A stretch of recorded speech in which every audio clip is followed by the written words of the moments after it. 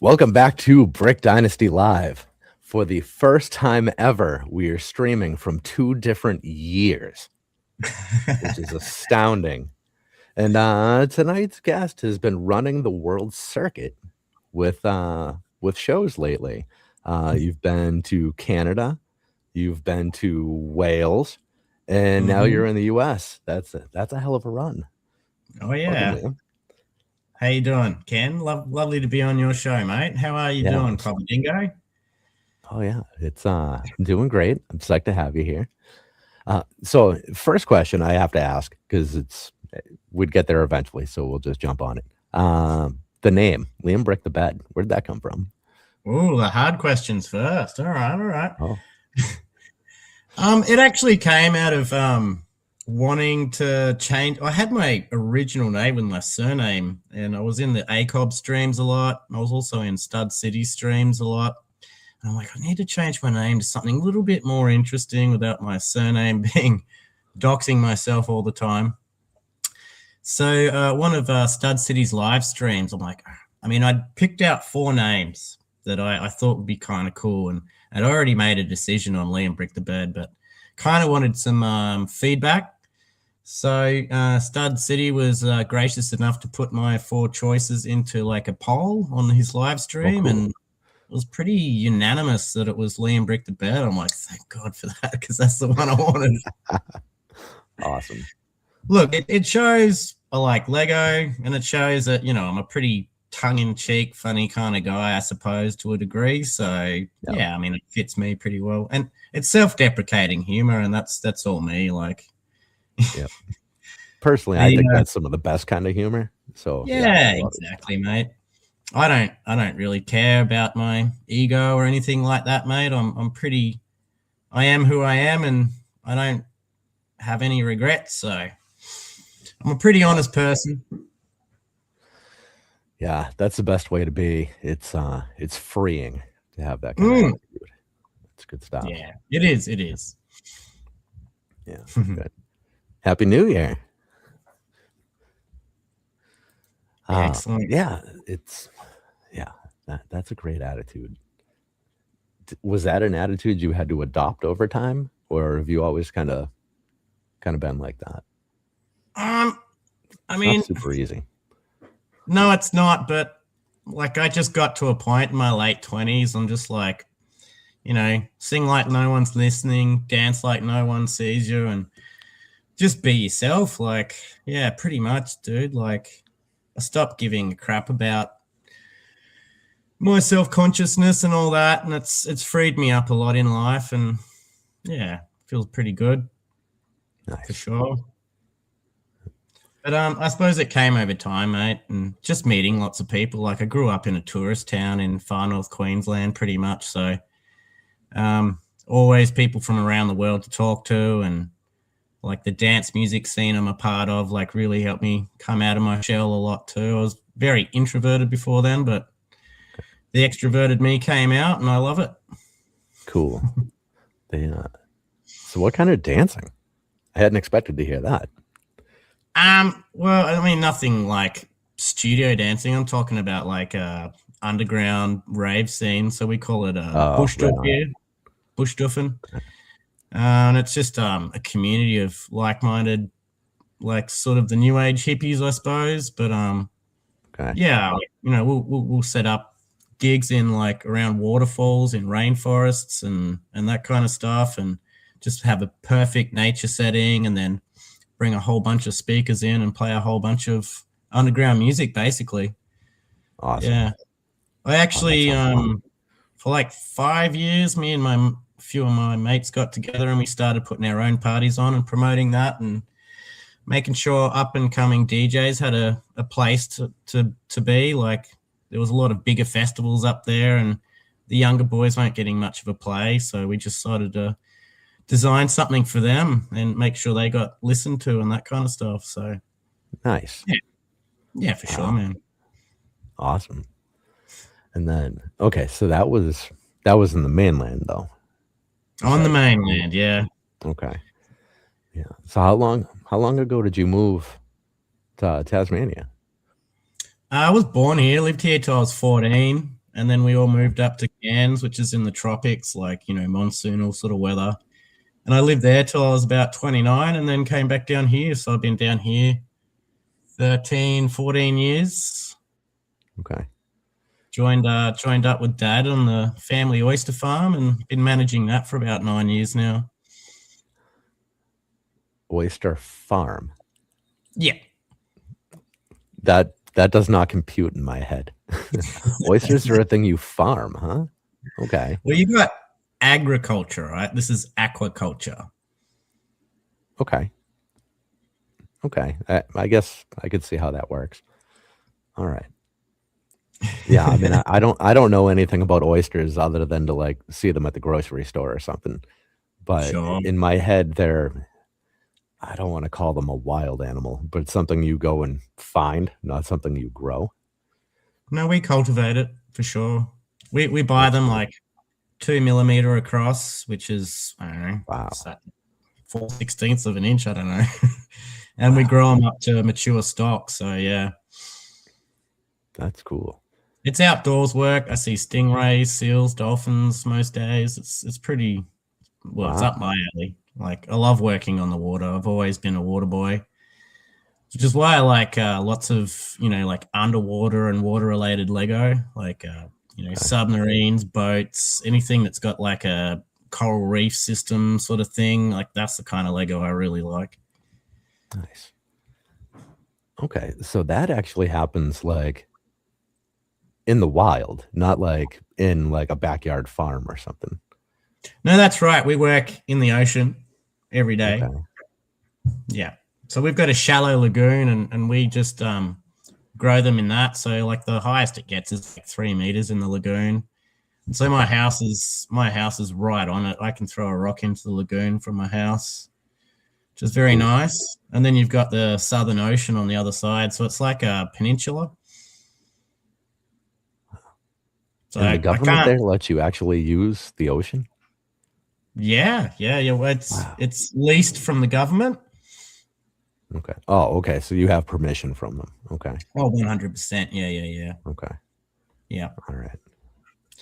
But I mean, to be perfectly honest with you, man, I've had a rough couple of years. Like the family oyster farm, we've been getting all these mysterious fatalities.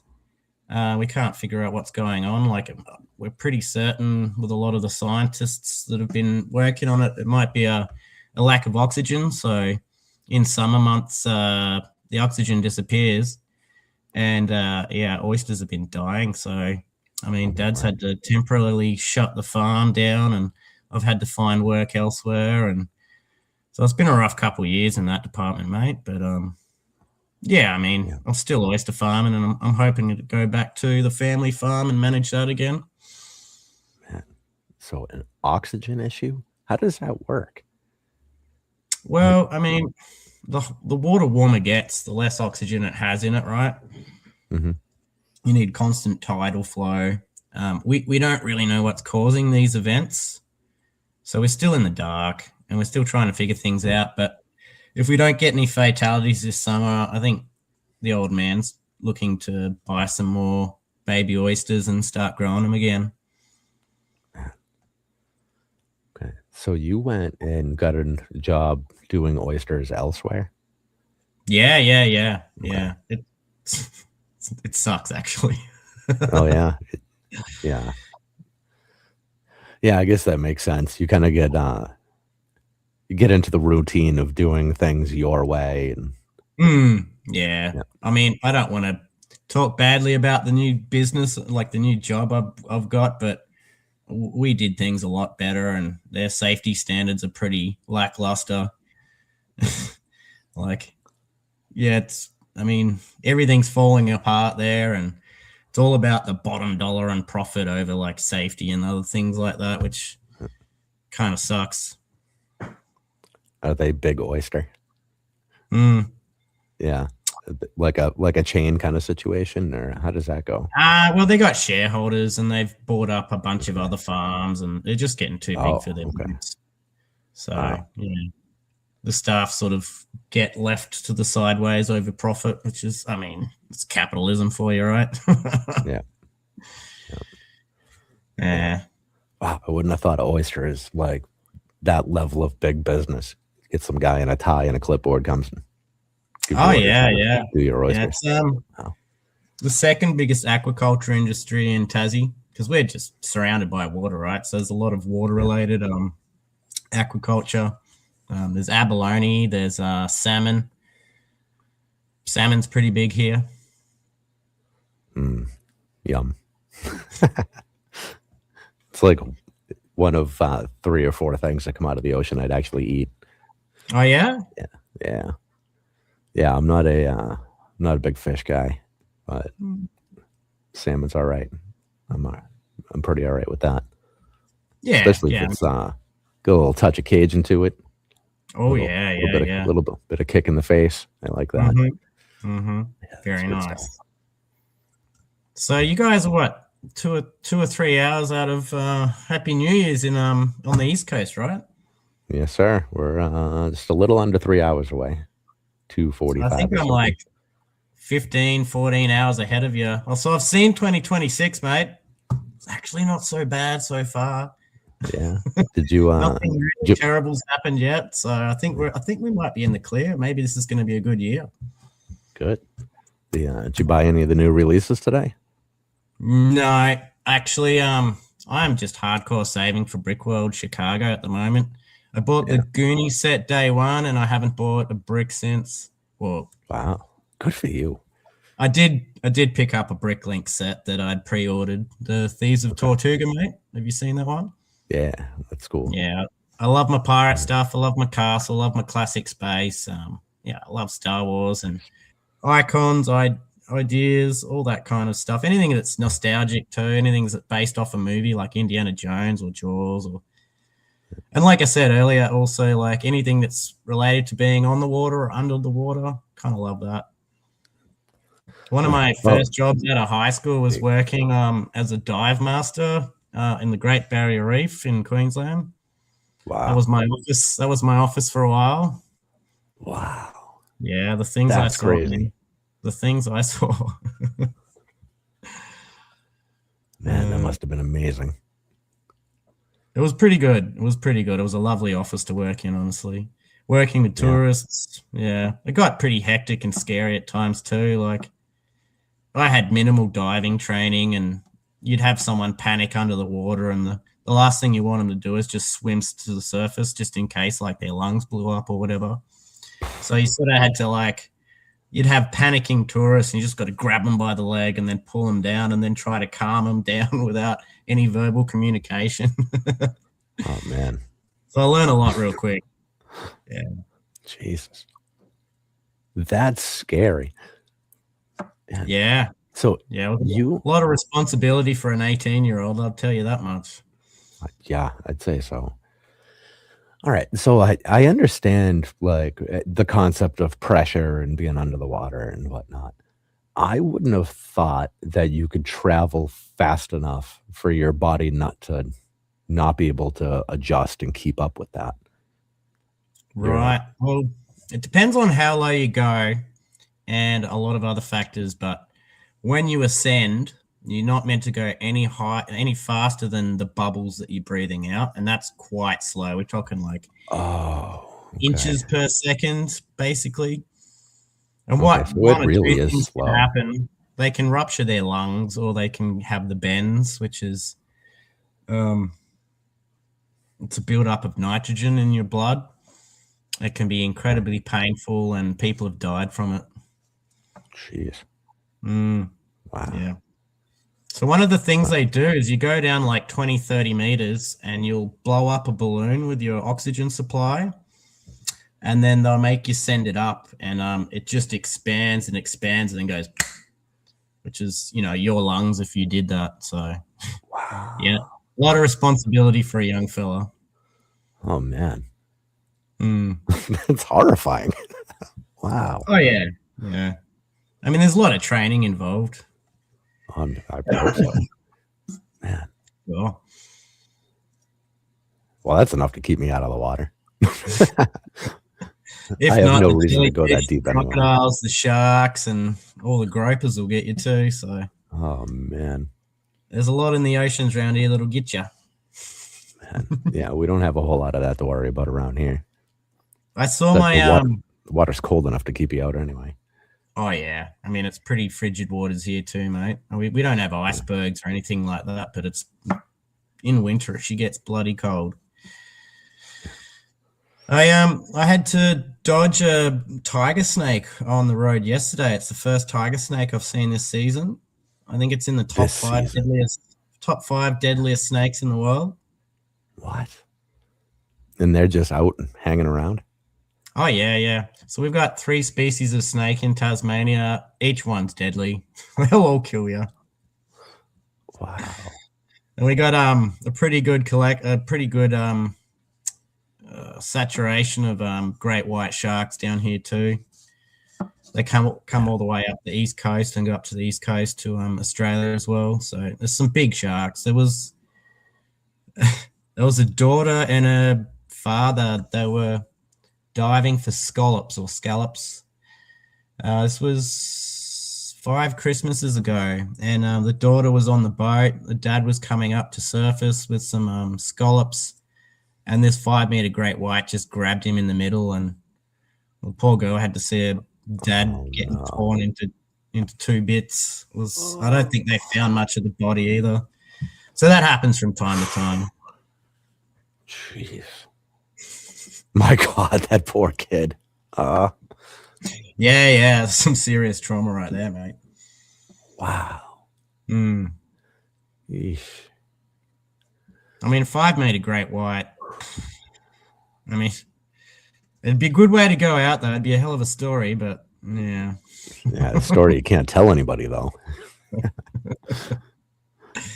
Yeah, but you're almost legendized at that point, right? Like the guy who got taken by the great white.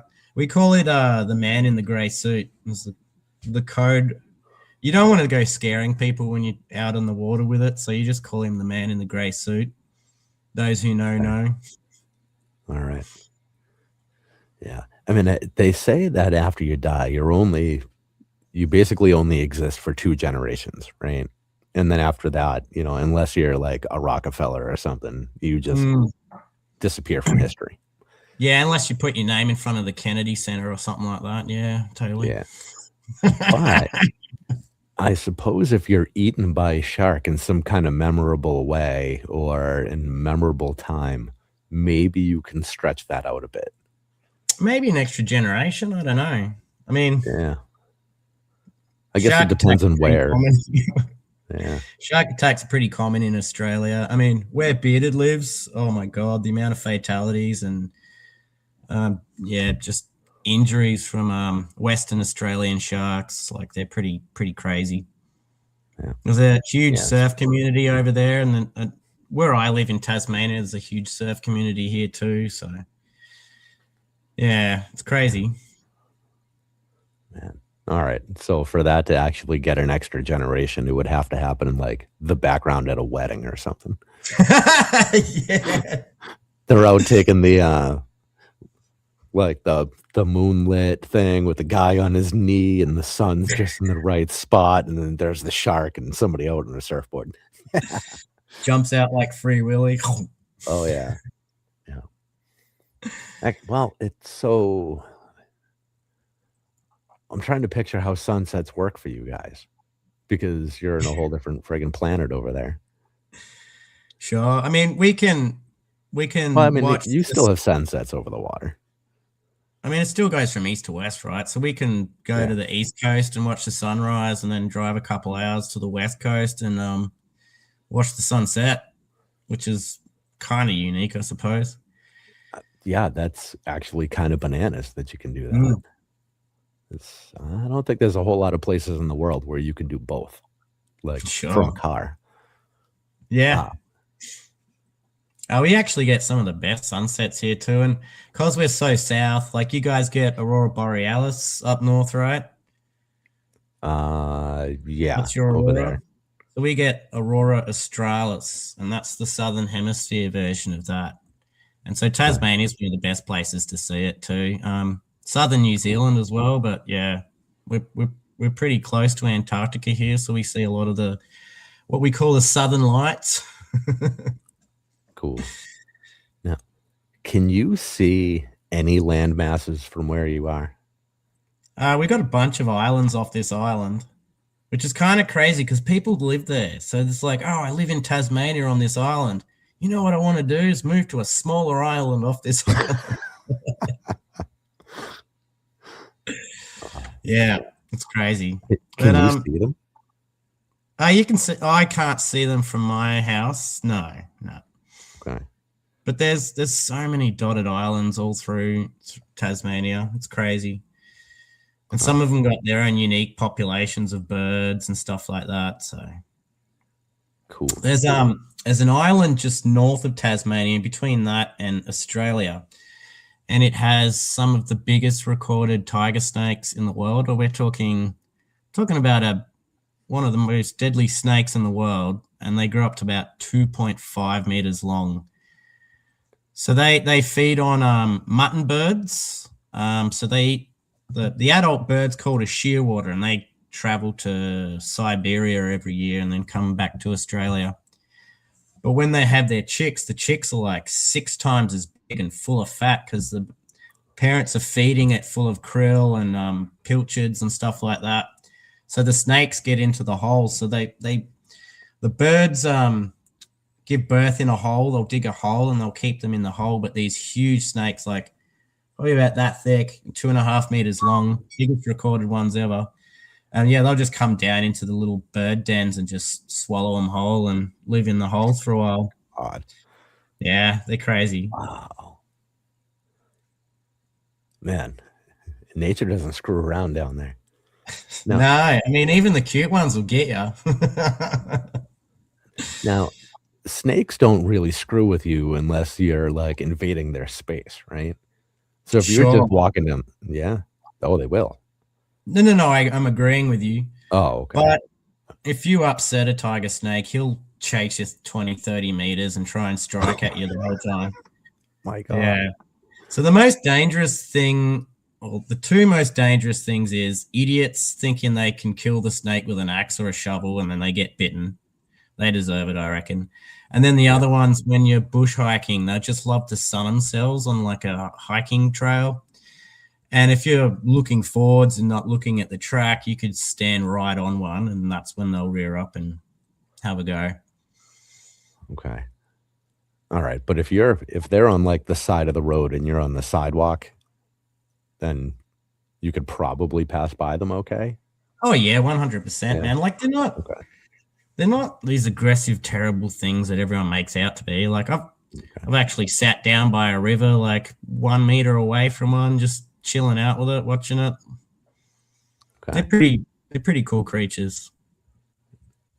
Yeah, we lived in San Diego for a little while out in California. When was that? Shit, that was 25 years ago. Wow. All right, never mind that memory lane. But living down there, it's my dad and I were out somewhere, I forget. We were just kind of exploring the area. We're on this little hiking trail thing, and every, I don't know, whatever it was, 2 miles or something, there'd be a little porta potty on the side of the road, and there would be a sign like beware of rattlesnakes. Oh yeah, because I guess they would go under the porta potty for like shade or something, or I don't know, a nap or whatever the hell they were doing. But yeah, that was the warning. So like, yeah, right. When you get in, like, don't stick your toes under there. Like, man, this corner of the country is nuts. Hey, it's Hive. What's going on, man? G'day, Hive. Everybody, how are you, mate? I've got to get my chat going. Studio chat comments. Yeah, I better get these comments going. I've probably missed a whole bunch of people. Hey, good to see you, Hive, mate. Bringing in the New Year's, I hear. Fuck yeah. Oh, yeah. Okay. Man. I'm going to have your nature stuck in my head for a while now. You guys get much cooler things than we have out here. We actually don't have any, like, aggressive nature in my area here. We get, like, squirrels and bunnies. I mean, you get an angry raccoon, like, hunting through your trash every once in a while. Yeah. What about spiders? Do you get the brown recluse spider there? I think they might have those further north, but nothing here. They scare the shit out of me. Yeah. Because they got that enzyme in their venom and it just keeps like rotting away at the wound. Like I can't remember the correct term for it, but yeah. Necrosis? Yeah, necrosis. Yes, that's the one. Yeah. That concept scares the hell out of me. I mean, we got one spider down here like that, but I don't think it's as bad as everyone makes out to do. We call it the white-tipped or white-tailed spider. I'm assuming it's got a white tail on it of some sort. Yeah. Australia's animals don't have much imagination to them. So if you see like a red-winged bird, it's like, it's a red-winged dove or something like that. We have a tree that's one of the most painful trees to ever touch. It's called the stinging tree. It's called the stinging tree. I mean, you don't want to touch it. Like you know where you stand with that tree. So. Oh yeah. Everyone learns to identify the leaves of that one pretty early in their life up in the north. I think it's got another name called a gimpy or something like that. But because that's the end result of touching it. Yeah, so there's hypodermic little needles on every leaf or every branch, and if that touches you, what it'll do, the needles will stick into your hand and release this poison that just, I mean, people have described wanting to kill themselves when they've been stung by it. It's insane, and that could last up to 2 to 3 weeks. Like it'll die down after a couple of days, but lots of hospitalizations from it. And if you just stumble and fall into one with shorts and t-shirt, you mess you up real quick. Yeah, being able to properly identify plants is it's an underrated thing. Sure, 100%. Yeah, I always listen to my botanist friends. They got a lot of knowledge, and I mean, the day you stop learning things is the day you die, right? You got to keep learning. You got to keep evolving. And I love nature, so I love learning about these things, and it's just good to know what not to touch. Yeah. I was working at a boys and girls club, 10 years ago or something, and we were clearing some brush out in the backyard, and this is in the city, so they only had, it's like a 30 by 30 little square in the back. And we were clearing all the dead brush and everything out of there to put in a little playground. And we're out there. It's the middle of summer. So, it's shirts are off. We're wearing shorts. We're just covered in sweat. There was this, it was like a giant weed, but with bark on it almost. And I bumped into it and it started like raining like white dust at me. It's like, wow, that's kind of funny. So I'm shaking it, whatever. Well, it turns out it was poison sumac. Ooh, Jesus. Which I also didn't know I was allergic to. Oh, no. I can see where this is going. I looked like I had 3rd-degree burns all over my upper body for weeks. It was awful. It was so bad. I was like, oh, man, wish I hadn't done that. It's crazy. Some of the defenses a lot of plant life have, they can't move, they can't run away, right? So a lot of them have built these defenses over millions and billions of years to stop like animals grazing on it. So, some of the things they do is just absolutely amazing. Blows my mind. Yeah. It's like, screw you, just be defenseless and get in my salad. I don't want plants that fight back. Day of the Triffids, right? Oh, yeah. Yeah. Oh, man. Yeah. All right. So briefly in the course of this, we did mention Lego. Let's get back to that. Yeah. So let's do that. So where did you start with Lego? Are you a COVID baby like a lot of people? Did you start off with Lego? What's that story? I'm actually what you'd probably call a post-COVID baby. Yeah. I didn't get the COVID experience everyone else did. I mean, you would have had time off work and all that. Mhm. We didn't. Well, I didn't have time off. I just kept working. So what Tasmania did, because it's an island, they just shut off the airports and the boats. Like essential workers were allowed to go to and fro as long as they isolated. But we shut down for 24 hours over a weekend. And because I grow oysters, I'm an essential worker as well. So basically nothing in my life changed. I didn't get any time off. I didn't have time to start a new hobby. So it was kind of just afterwards that I got back into the love of Lego. And I mean, I had Lego as a kid. Every 10 years, throughout my life, I'd pop into the Lego store and just see the evolution of what's happening. And then, I'd gone on to some hard times in the last 2 years. My mum's dying of cancer. Yeah. The old Spanish dancer. It's in a lymph node system now, and the oyster farm had gone to shit at the same time, and I just needed to find something that wasn't drinking beer, to be perfectly honest with you. So opening up a Lego instruction manual, just following the steps, it got my mind off a lot of things. And then I realized there's such an amazing, great Lego community out there. And I kind of got addicted to just supporting other people and watching other people build things. And, and then premier sort of places like ACOB and that kind of thing, where it's all about the culture around Lego. And I just fell in love with it, mate. And Lego building bricks, it's just really calmed me down, and I'm not having to rely on alcohol to deal with my stresses. I can just whip out a Lego set and start building it and feel pretty calm and relaxed. So it's a good part of my therapy, honestly, is to just support other people in the Lego community, because they've helped me out over the last 2 years. And just following an instruction manual, dude, very relaxing. I really love it.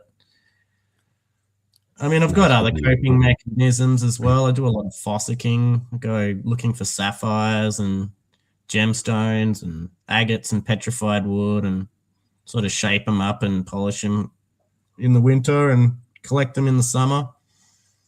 So just getting out into nature, into the Tasmanian subtropical rainforest, and just digging in a pristine river, and it's very zen. But you can't do that all the time. And I tell you what, you can do Lego all the time, and that's what I've been doing. Yeah. So that's been a good therapy for me. Yeah. So I love Lego. I haven't really tried mock building. Seems very overwhelming to me at this point, but I'm hoping to dabble in the future. But just to follow a Lego set and instruction manual, and just puts me in my little happy place. You know what I mean? Yeah. I'm sure other people have similar things. Yeah. So I don't know if this is a good suggestion, because it's not working out for me, but maybe it would be good for you. So I want to try mock building. I thought the simple kind of gateway to get there would be to take a set and just do a recolor of it. Yeah. Because you're still using the manual, but you can use some of the creative juices, right? Absolutely, dude. And I've seen some amazing things, man. Just recoloring a Star Wars set or something like that looks amazing. It's not as therapeutic as I would have hoped. Oh, yeah?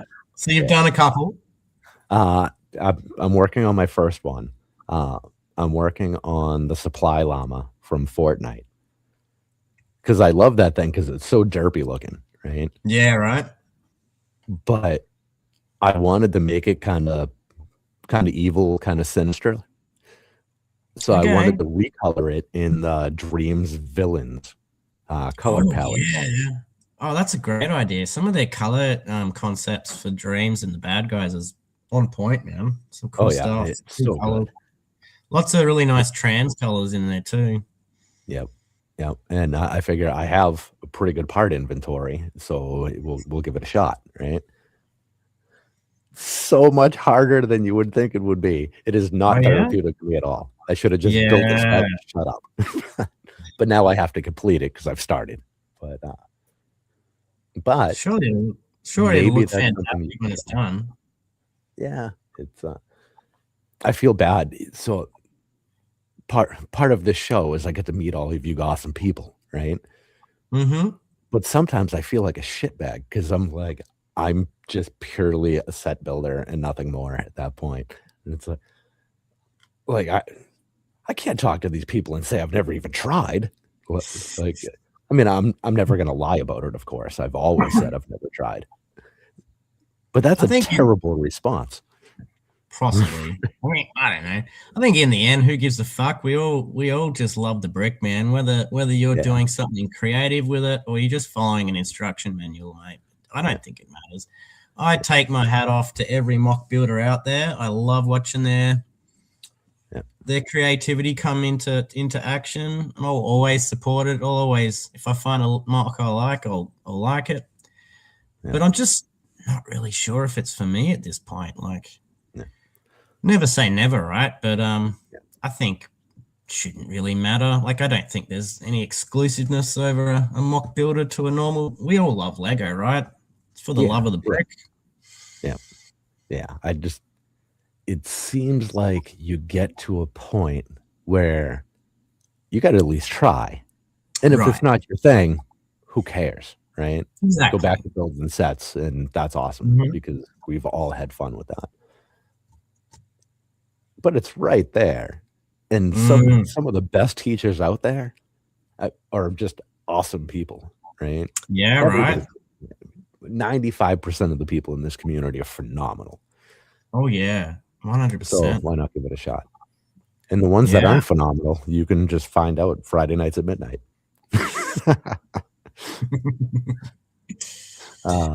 Yeah. Even if your mock's not like a 10 out of 10, it's as long as you've made some effort, man. I like your mock. Like, you know, it's better than what I could do. Like, I'll take my hat off to that. Yeah. I mean, I'll be satisfied if I get like a 2 out of 10. Sure. Yeah. Perfectly happy with it. Just the fact that I tried and it's complete. And then after that, I don't even need to try again if I don't like it. But sure. I think that's where everybody should be. So where are we at with this smart brick concept coming out with Star Wars this year, huh? Oh my word. It's terrible. Terrible.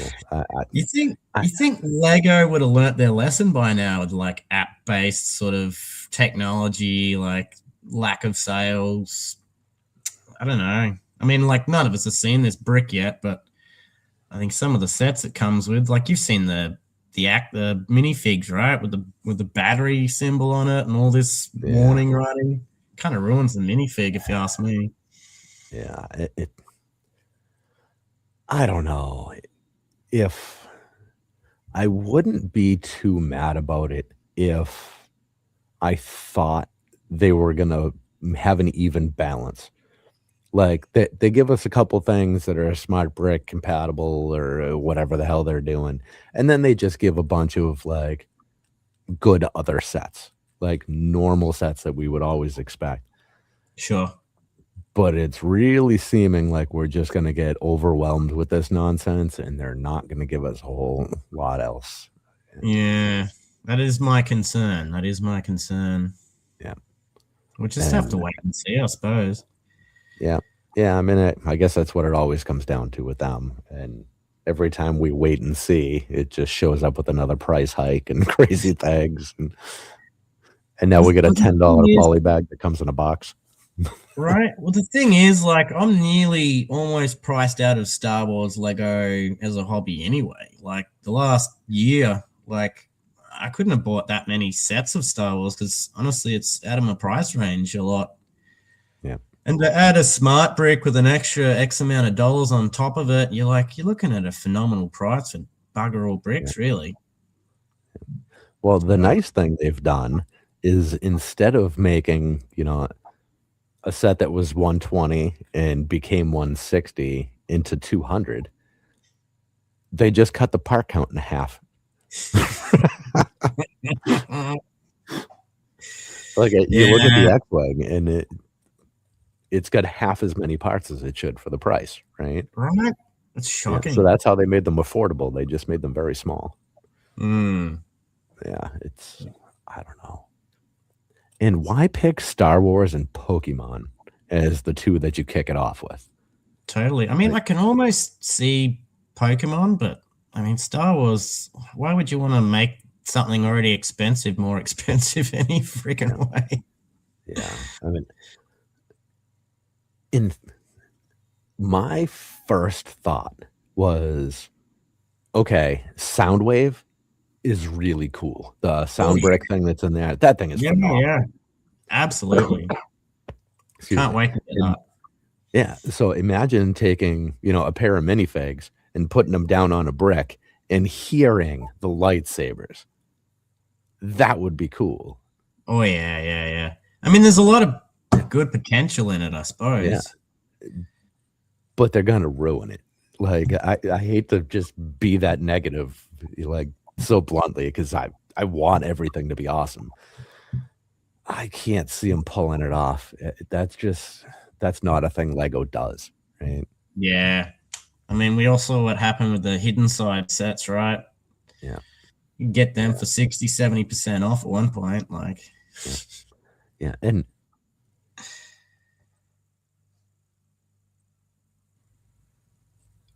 the whole reason I want my kids playing with Lego is because there is no technology. It's exactly only use the creative portion of your brain and nothing else, right? And just be quiet, do your thing, be creative, learn to follow directions, whatever. Mm-hmm. Don't bring a whole bunch of technology in it and bells and whistles. And now it just becomes I don't know, it's interactive, whatever you call them, they're action heroes or action figures, right? Sure, right. I don't want them to have that. I want them to have Lego as Lego. Mm-hmm. I don't know. Especially a lot of fathers and mothers are buying Lego as a screen time alternative, right? Get those creative juices flowing. And then you have the hidden side where it's all app based and you can, it's just changes the whole dynamic of why we're buying Lego for our children in the first place, right? Yeah. Not that I have children, but yeah. Yeah. Man, I don't know. I also hate the blind bag thing, and I'm really thankful for all these apps that you can scan and get your answers. Oh, yeah. I mean, because blind bags are just teaching the kids either addiction or gambling. Yeah, I don't think it really teaches both at the same time, kind of one way or the other. But either way, it's not great, No, I think it's one of the more predatory things that Lego does, to be perfectly honest, that I'm not very happy about. I suppose it's no different to Pokemon card collecting, right? You're always chasing that card or spending all this money on packs just to find one thing. And yeah, it's not that far from loot. Well, it's exactly the same as loot boxes in video games, right? Yeah. I mean, nasty. I remember being a kid and collecting baseball cards and basketball cards, and that was great, and it was exciting. And if there was a player you really wanted, you'd hustle some more newspapers or something, get a little more money, and Sure. get some more cards. Because we were 10 and we had jobs or allowances or mowing lawns. I never mowed lawns, but it was an option, right? Kids aren't doing any of that anymore. That's not even a thing, right? Oh, really? And I don't know. I mean, what is a way to say this that's not going to get me down to 3 subscribers? The American youth is awful. I guess is the easiest way to say it. Oh my God. Right. They're so bad. It's so bad. Yeah. I mean, I work in construction, right? And Right. have my entire adult life, 25 years in the trades now. And I think 90% of our subcontractors are here from other countries Mm-hmm. because they come here and they work. Yeah. Good work Awesome. ethics. Yeah, I don't care where anybody comes from. If they're here Mm-hmm. and they're willing to work and they do their job great, Mm-hmm. let's put them to work. You cannot find a kid that comes out of an American high school who's ready to grind. I can't find any. You know, it's so bad now. Dude, I don't think that's America. I think that's Gen Z in a whole, basically. Yeah. Like, you know, mental health's a big thing, and we all should be very respectful of that. People have gone through some absolute stuff, but I think a little bit with Gen Z, it's taken the mickey out of it. You know, like, oh, I just had to have my 3rd mental health day this week, and you've only done 2 days of labor, and everyone else is doing all the extra work because you just need to be in your own head for a day. You know, it's like our generation used to just suck it up, get on with the job, and deal with it in their own time, I suppose. Yeah. I mean, our generation has seen like actual wars and like actual financial collapse and real problems. Mm-hmm. The newest generation, they've never seen anything bad. COVID sucked, but whatever. That's a whole nother issue. We can't even talk about that because YouTube flags the friggin' thing. But like, that's the worst thing that's ever happened to these kids. They had 18 months of inconvenience. My God. Well, I do wonder how that affected them, their education. To be perfectly honest with you, like A lot. it put a lot of people on the back foot. You know, especially if they're doing like their like senior exams or whatever in their last year of high school or college or whatever. Like, it must have been very difficult.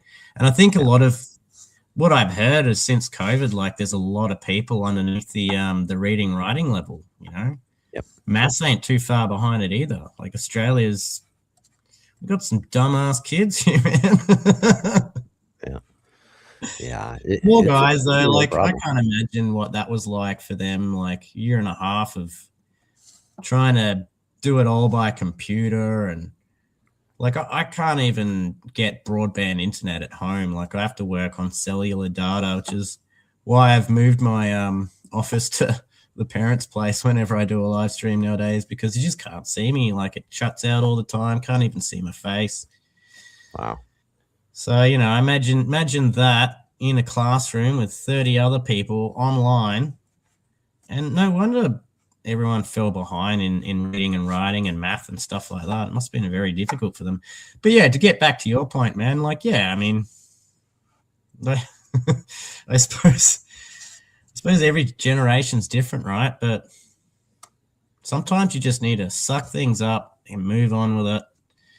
I'm not saying like suppress things in any way. No, openly talk about it with your friends and get support. But at some point, you need to take responsibility for your own actions and go to work and make some money and live your life.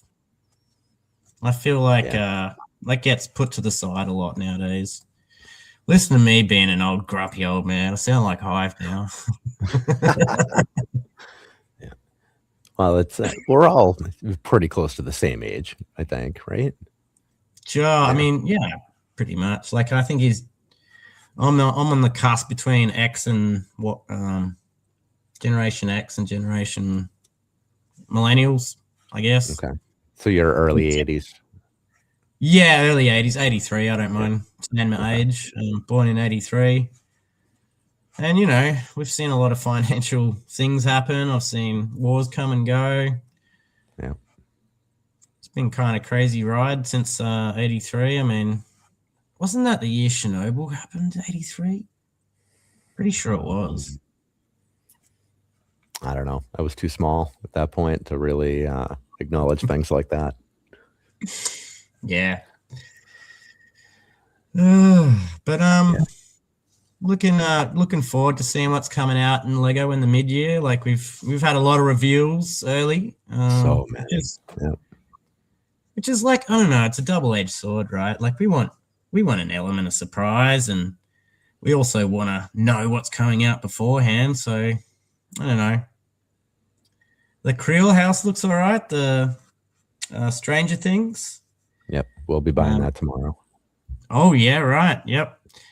Well, I mean, I don't want to buy it day one, but that goddamn GWP, man, it's under my skin. I kind of need it, you know. Yeah. Well, that's part of why we're going tomorrow. So I don't pay full price for anything, just as a rule, like 0 times ever, right? You're gonna use points. What we will do is we'll buy the set tomorrow, and we'll sell the GWP, and we will sell all the minifigures out of that and just have the house. Okay. Because we really don't care about minifigs here. Fair.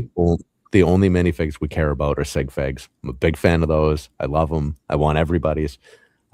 I really don't care about regular minifigures. I just can't.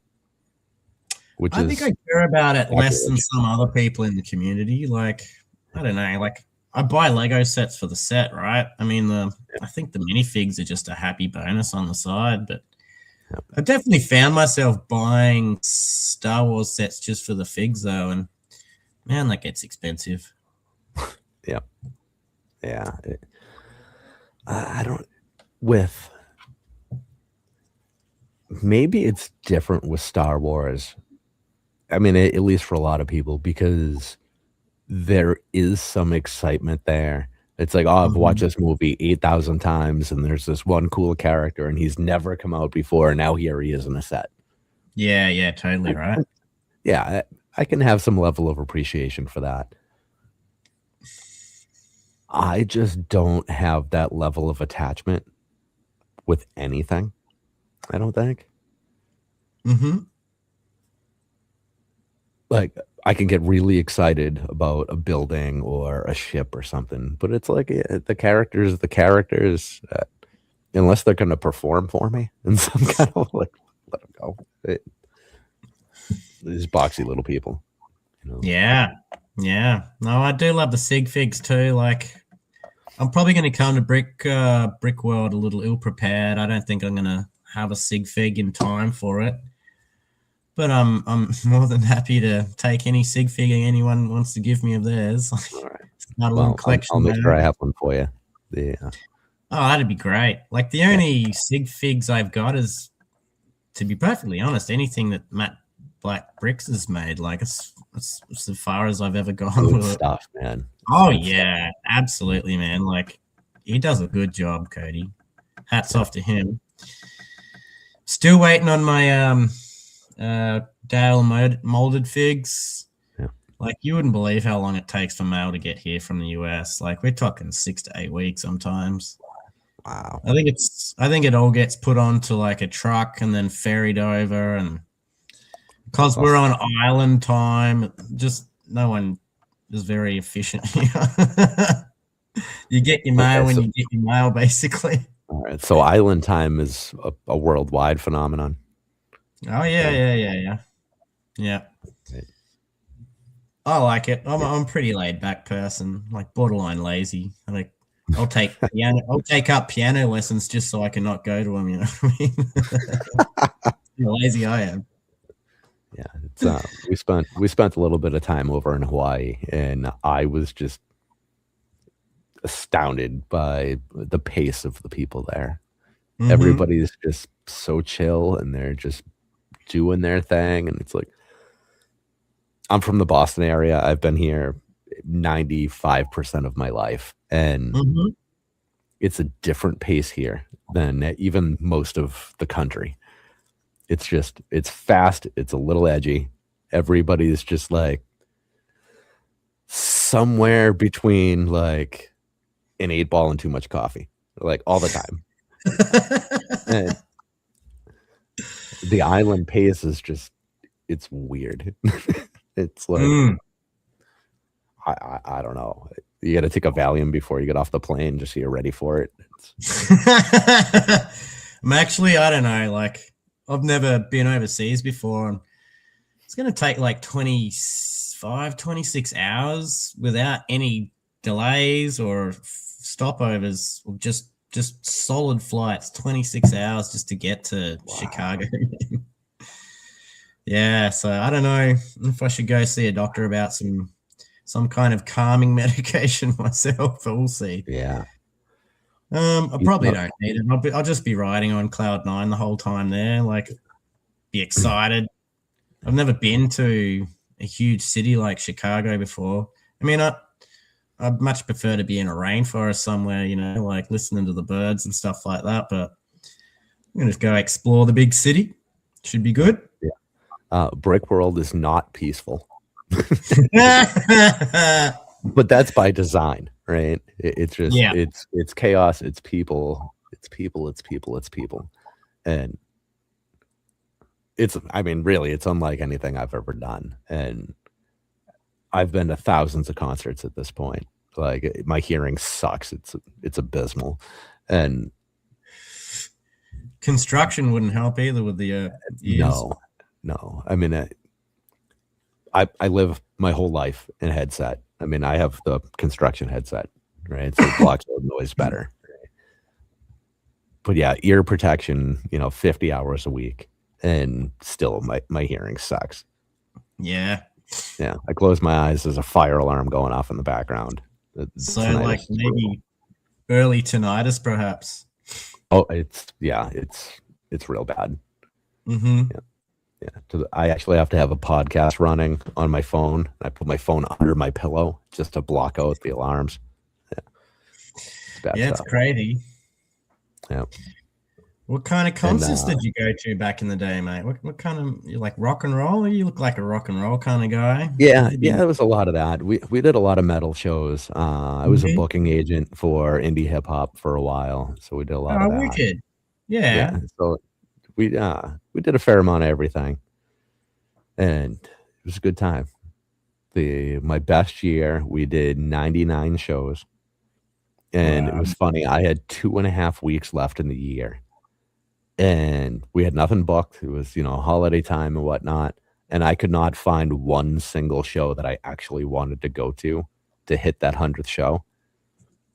Sure. And I'm such a cheap prick that I couldn't just go to something just to hit the magic 100. I just couldn't.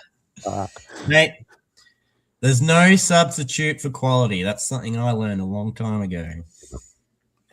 Yeah, I mean, why do it just to get that number 100 if you're going to have to suffer through a below average entertaining night, right? Yeah. And everything is so damn expensive, and like travel and a lot of these places, it's $8 a beer, $10 a beer. Well, this was a little while ago, so it was 6 to 8. And it's like, for what? And then, the year after that, we had a kid, and I've been to 5 concerts in the last 9 years. So it's been a big change. Yeah. I mean, life finds a way. Yeah. You got to do what you got to do, mate. Yeah. So now we put the money into Lego instead. Yeah. Nice. And I mean, Lego's a self-funding hobby at this point. But yeah, I don't think you lose too much money on it. No, I mean, I think basically in 2025, my Lego income and my construction income are almost equal. But wow, that's crazy. Yeah, it's a lot of work, man. I never sleep. Never. Excuse me. I don't think Lego's ever going to make me any money. Like, I have no real wish to be monetized through YouTube. I just want to give back to the community, at least at this point. I mean, there is that fantasy of like, oh yeah, maybe the YouTube could pay for a couple of big sets a year for me, but same time, man, it's not what I'm in it for. I'm just here to give back to the community that helped me out so much over the last 2 years. I was going through hard times, and I just want to be part of something again. Like, I only go to like one bush doof a year now, so I catch up with the community there, but it's not like an ongoing thing anymore. Like, I'm not a promoter anymore. I'm not like bringing in DJs from Europe or America anymore. I'm just a punter now, and I love that, but I do lose an element of being connected in the scene. So yeah, the Lego community's my new family, I suppose, mate. Awesome. It's a good one to choose. Yeah. Well, everyone's just so nice. Yeah, and you could talk to people from all over the world, and nobody cares where anyone else is from. I mean, except to, make the occasional joke or whatnot, which is all in good fun, Yeah. And everybody's so accepting of pretty much everything but bullshit, right? Yeah. Yeah, and I try not to do bullshit. I try to be as absolutely honest as I can. I exaggerate things from time to time, like of course, that's human, right? But like, I've got ideas for what I want to do with my channel in the future, but like, I don't know whether it's going to come into fruition. So I'm kind of like reserved to talk about it. But like, I've got some ideas in the runs that I want to do for this year, but whether I can pull it off or not is another thing. Like, like I want to. Everyone has a Lego building channel, right? There's a lot of them out there, and how do you make yourself different to them? Like, how do you stand out? So my concept basically is to sometimes just build Lego and have a chin wag, have a chat. The other thing is to like in what we're doing right now, but we're both building separate Lego sets. So when you start clicking bricks together, like your guard systems come down and you get a little bit more relaxed, and just to be able to have an informal interview like that while we're building. And the last part is like adversity through bricks. So people similar to me that are using Lego as a type of therapy almost, like love to interview people with like physical disabilities, or whether they've got mental health problems and that helps them out with the brick. Like, so, we'll come on the channel, we'll build something each, and we'll just talk about that and how that helps us. Whether you've got cerebral palsy or multiple sclerosis or Parkinson's or something, I'd love to interview you and have you on my channel. We can talk about that if they feel comfortable while we're building a set. So I suppose that's what my aim is with this channel. And the other thing is to bring more Australians into the community. So we don't have that many Australians in the YouTube scene. So I'd like to sort of like bring a whole bunch of them together and just inspire new up and coming young fellas too, and see how that works. So that's possibly my ethos going forward, but whether I do that or not, we'll find out, mate. I'm aiming for it. Yeah. Well, so here's the cool thing, and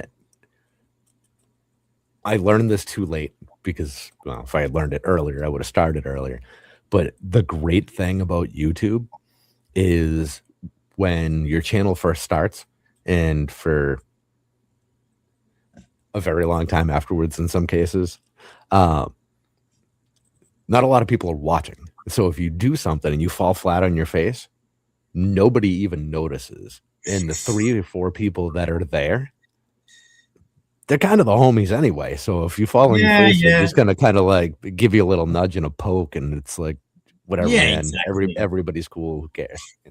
Yeah, we'll make a little joke about it, but they'll still be supportive about it. That's a great thing about this scene too. Yeah, 100%. Hey, Horder, lovely guy. Can't wait to meet him at Brickworld Chicago.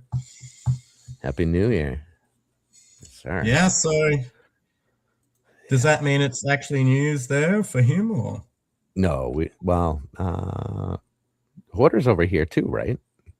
Yeah. I'm not sure east or west or central. So, yeah, so it's still 10 p.m. here, a couple hours to go.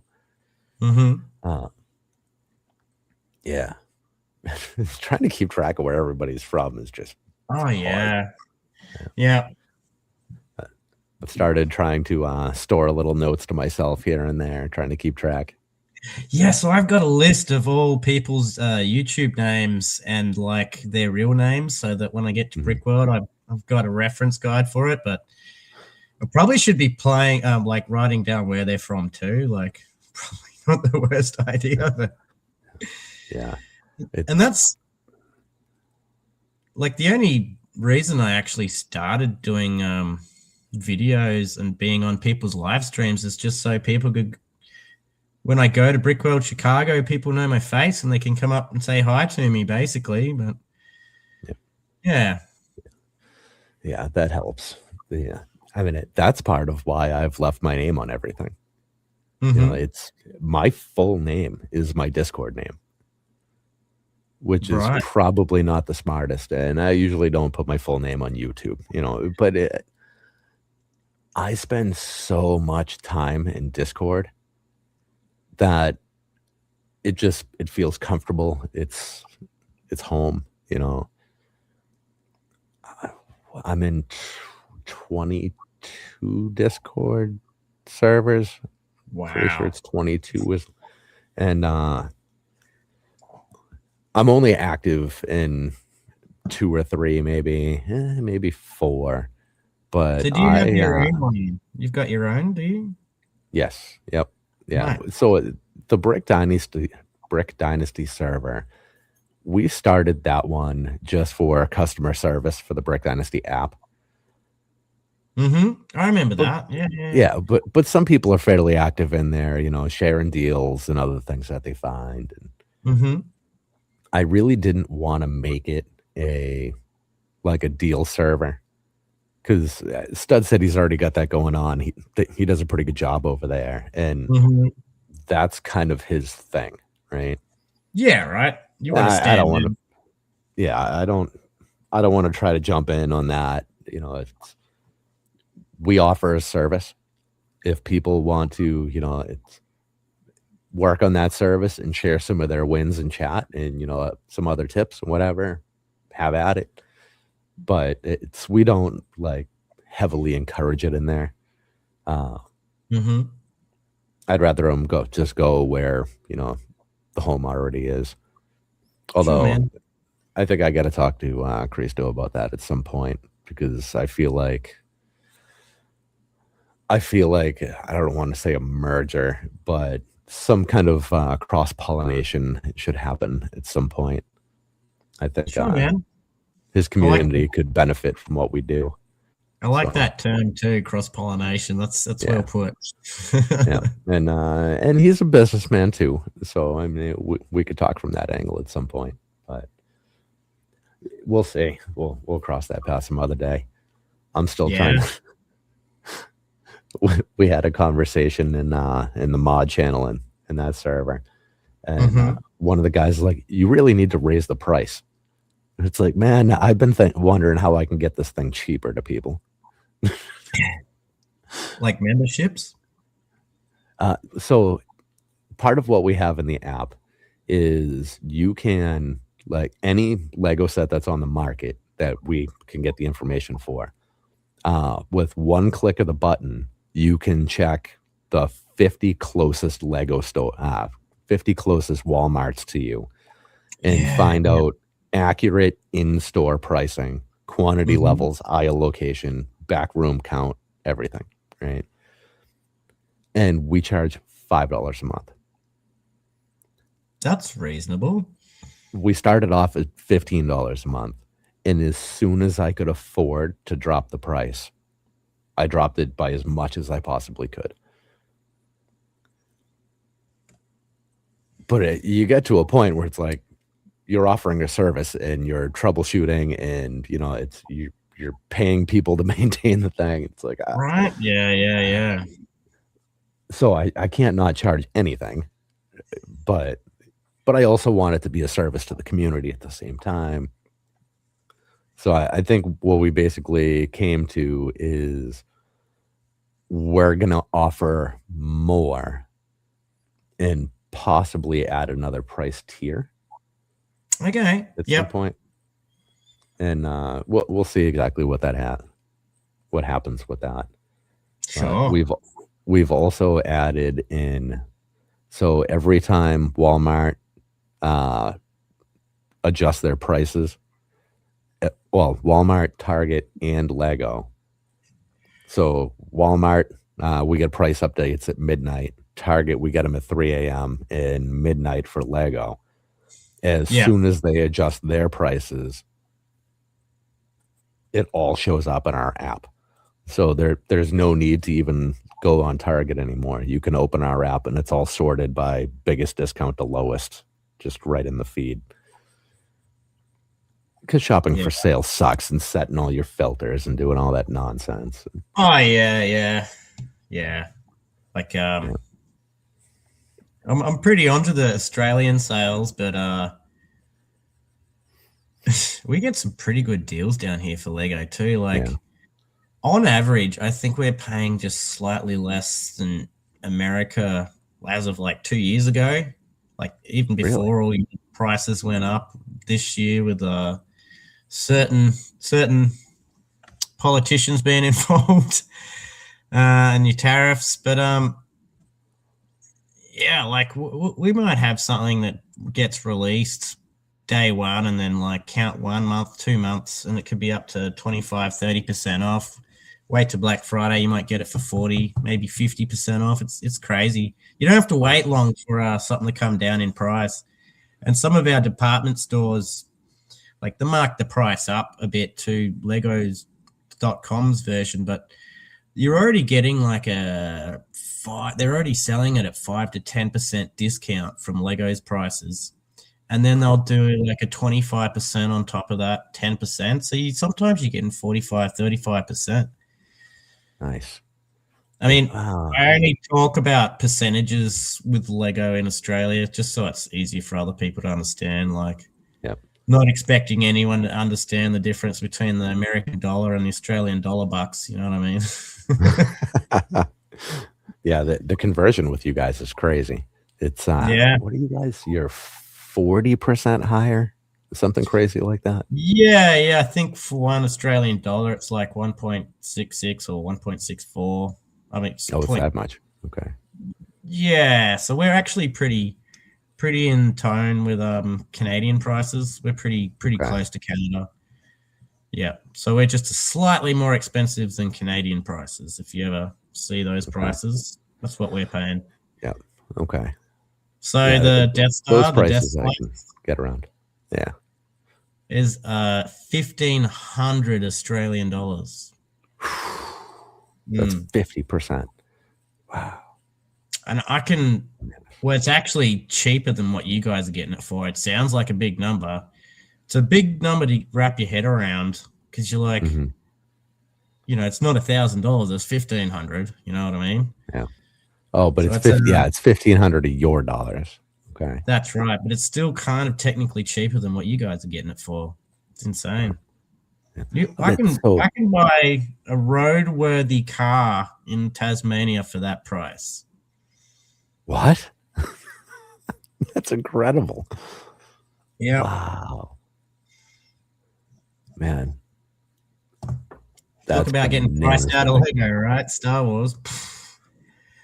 Wow. But you know, it is what it is. Like I don't hate the Death Slice, but I'm not in love with it either. I'd rather get that retired AT-AT more than that Death Star any day. Yeah. So early in my Lego career, I purchased that, and that was 1,300 Australian dollars. I received the AT-AT. I freaked out that I'd spent too much money, and I sent it back. Biggest regret, because the retirement year, you couldn't find that much at all past September. And it was on the Lego store for a week before the Black Friday sales. I'm like, oh yeah, maybe I could get some double points on it. Bam! Before even Black Friday started, it disappeared, never came back. So I really regret sending that thing back. But in the same time, like I did return it, and I got to keep all my Lego points. So it was like maybe like $150 worth of Lego points in Australian dollars. That's about cool. 100 US in points that I got to keep. Yeah. That's still a pretty good deal. Yeah. My regret is I bought like 15, 20 boxes of the snowy battle packs, the snowy no. Yeah, I put about 20 of them and I got nothing to put them in. Oh, now they got no way to get around town. Yeah. Well, I've got the PlayScale AT-AT because that's probably my favorite vessel of Star Wars of all time. Okay. I love the prequel stuff, but definitely an OT guy just because of my age bracket. Yep. Yeah, like 20 boxes of those boys and nowhere to sit them. So I probably will get it at some point. Yeah, maybe if you can find it, damaged box, open box, something, and just kind of, clean up the mess a little bit. Reselling of Lego is a lot different in Australia than it is there too. Like you're paying more in the market, and there's a lot less of everything. Mm-hmm. So it's a less saturated market. So to be able to find an open box or whatever, like it's a lot more difficult in Australia. We just get less of everything. Yeah. Just volume of sales, There's much less volume of people out there too, yeah? Yeah, I think we're sitting on like 25, 26 mil in Australia. And that's basically all on the coasts. Like there's no one living in the center, not that many people living in the center of Australia. You guys still have the, whatever the term is there. The people that have never seen people. That's the thing in Australia, right? That's all done now, mate. Yeah. Yeah. Okay. People have seen people. There's no like tribe out there that hasn't really not seen people. Yeah. Hey, it's Beard. G'day, mate. What's going on, man? Yeah, I wonder how his New Year's went. He's like 3 or 4 hours behind in my time, so hope you had a good one. Hope you pulled up well. 3 or 4 hours behind. So that's closer to my time. Yeah, that's exactly it. Yeah. Okay. He lives in a very cool part of Australia. It's on the west coast, so it's real hot. It's real windy there too. You can easily get 40, 41, 42 in the summer. That's hot enough to put a steak and an egg on your bonnet of your car and cook it, basically. I'm trying to think. The conversion there, it's 9/5 plus 32. So somewhere, some low 40s is like 110 or something. Yeah, it's maybe just a little bit less. It's just between 110 and 100 degrees Fahrenheit over there. Yeah. It's hotter than 2 rats fucking in a wool sock, basically. Hotter than a freshly fucked fox in a forest fire, mate. 40 Celsius is around 105. Okay, yeah. Yeah. So he went crabbing this morning. He loves crabbing. He's got a really good chili crab recipe. He's the blue crabs that are in the surf there. They get a fairly decent size. But he's showing me photos of his chili crab, and damn, I want to try it so bad. So I'm a bit jealous that he's got crab season at the moment. We went to actually, this an Australian connection here. He went to Hawaii in 2005, I think it was. Myself, my dad, and my sister. And we met my grandmother and her sister out there. So her sister was my grandmother's sister was from Australia. Mm-hmm. And my grandmother from they were both from Germany, but my grandmother lives here. So Hawaii is kind of the halfway point, right? Yep. So they met out there. And my dad and I, just eating basically, pig is the only reasonable thing over there. And watching my sister and my grandmother and her sister just eat mountains of crab. was horrifying. Like, not because it was crab, just like the sheer volume of what they ate. It's just like, here's these three tiny little women just devouring this stuff. Oh my God. They sound pretty shellfish. Yeah. It's like, man, they do buffets different out there. They did a good job with those. The food was great. But yeah, we were worried that she was going to get some kind of poisoning or something from eating too much, but they did all right. Well, you do have to be careful with shellfish, man. There's plenty of things that'll get you, especially with oysters, because a lot of people eat them raw.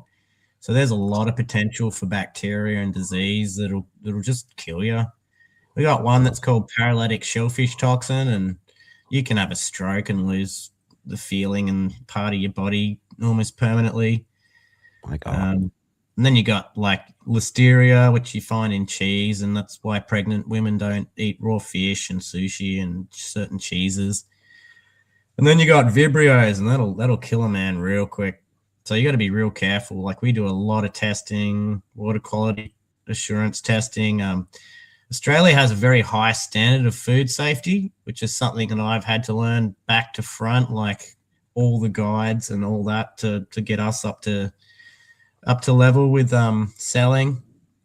So yeah, there's a lot of things that'll kill you with the oysters, because they're just, you eat them raw a lot, right? So yeah, you gotta be careful. Now, can most of that be fixed just by cooking them? Yeah. Okay. Yep. 100%. And I've actually got some good recipes, like Kilpatrick oysters is generally like Worcestershire sauce, bit of Tabasco in the oyster shell, and then you put bacon and then Parmesan cheese, and you grill them in the oven for a little while. But I've got my own variant on that, where I use like Worcestershire sauce, Tabasco, dash of liquid smoke, and then instead of bacon, I'll put like pulled pork, like sort of southern style pulled pork on it instead. And it's pretty good. Pretty good. What is liquid smoke? It's like smoke flavoring, mate. So yeah, okay. So you can get all different, like apple wood, pecan wood, hickory, all the basic stuff you would smoke with, and they've just refined it into a liquid sauce, basically, and you can chuck a little bit of that into like a stew or a curry. It just adds so much depth to it, you know. Cool. I make a lot of jerky, and I just use a dehydrator instead of a smoker. So you just make your marinade and put a bit of that liquid smoke in there, and bloody beautiful. What kind of jerky? I've done venison, done kangaroo, I've done beef, I've done lamb. Lamb's probably the best, to be perfectly honest. Yeah. Huh. Yeah. But venison was real good. Venison jerky is very good. That I've had. Yeah, there's a lot of deer up this way. Oh yeah. Well, you got Boston area, so you get whitetail. You get mule deer. Mule deer? Yeah. Mule deer's, I don't know, it's a brown deer. Yeah. We only get one species of deer in Tasmania.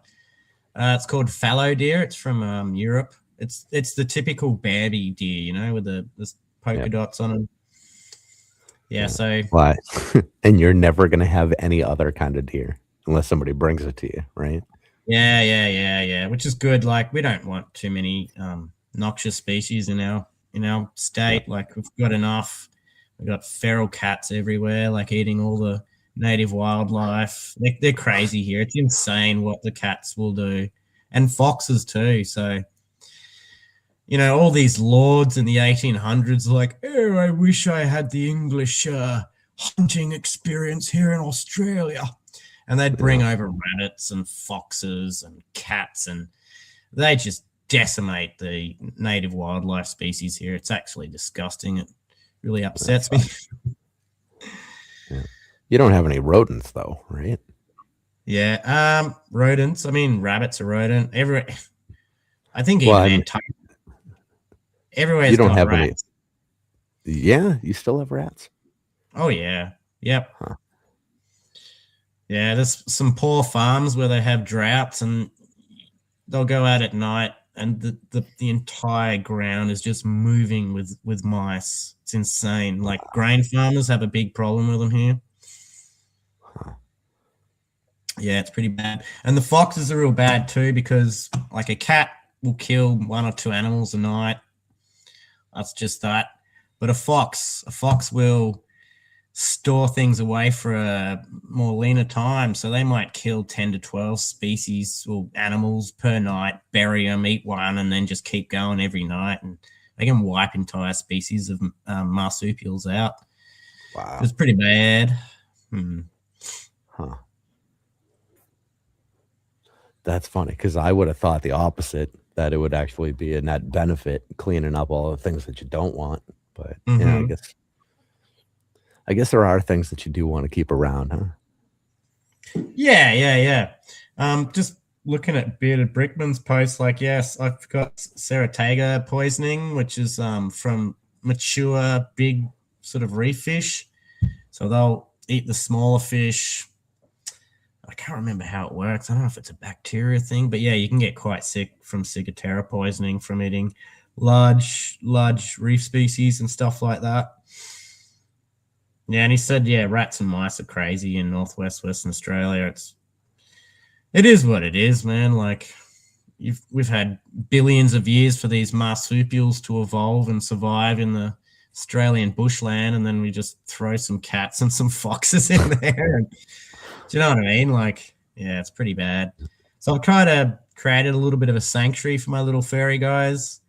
I got about 6 different species of marsupial that come up to my little bushland right behind the balcony there, and I make sure I put grain out for them and some fruit, and make sure I scare the cats off so that they've got a safe place to breed up and to live. Yeah. All right. So talking about animals, tell me about a Tasmanian devil. Those things are actually small, aren't they? Yeah, they're not too big. Hang on one sec. This is the life-size one. This is what they look like. Oh, wow, he's nasty looking, huh? Oh yeah. Wow. I mean they're actually cute. But it's just the expression, I guess. So they're marsupials. They have a pouch just like a kangaroo, and they'll rear their young in the pouches. They're scavengers, so they'll I mean, I've seen them tear through a kangaroo in like 40 minutes flat. There's just fur, nothing but fur. So they've got the strongest.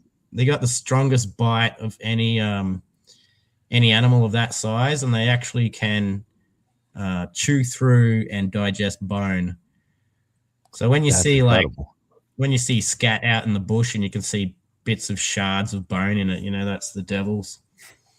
Wow. So if we hit a kangaroo or a wallaby here in Tasmania, like generally we stop, pull it off the side of the road so that no devils get eaten as well.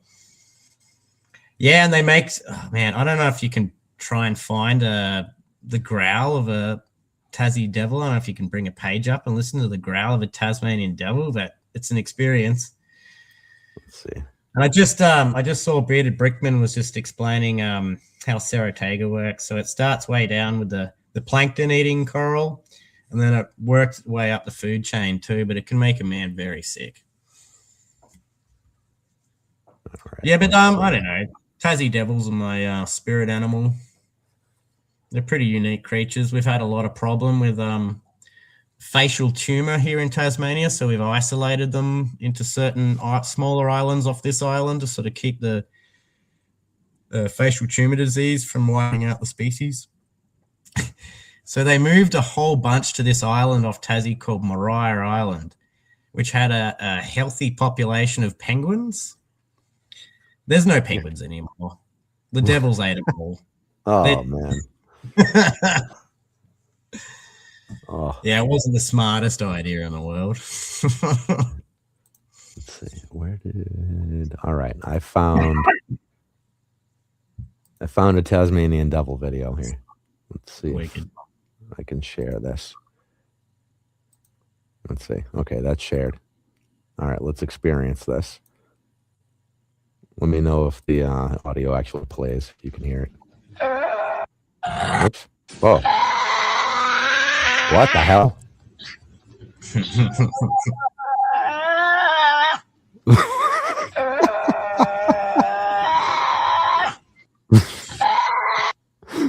Okay. I don't think we'll get a copyright strike for some animal. No. You're cool, but they travel in like family herds of like between like 12 or 2 or 3, and when they get a kill, they will just make that noise times 10. Oh man! And that's why they got their name, the Devil, because there was all these Europeans in the Tasmanian bushland back in the day, and they just thought it was the spawn of Satan's. Oh man, yeah, that was crazy. It really does sound like it's ready to eat your soul. Oh yeah. That's rough.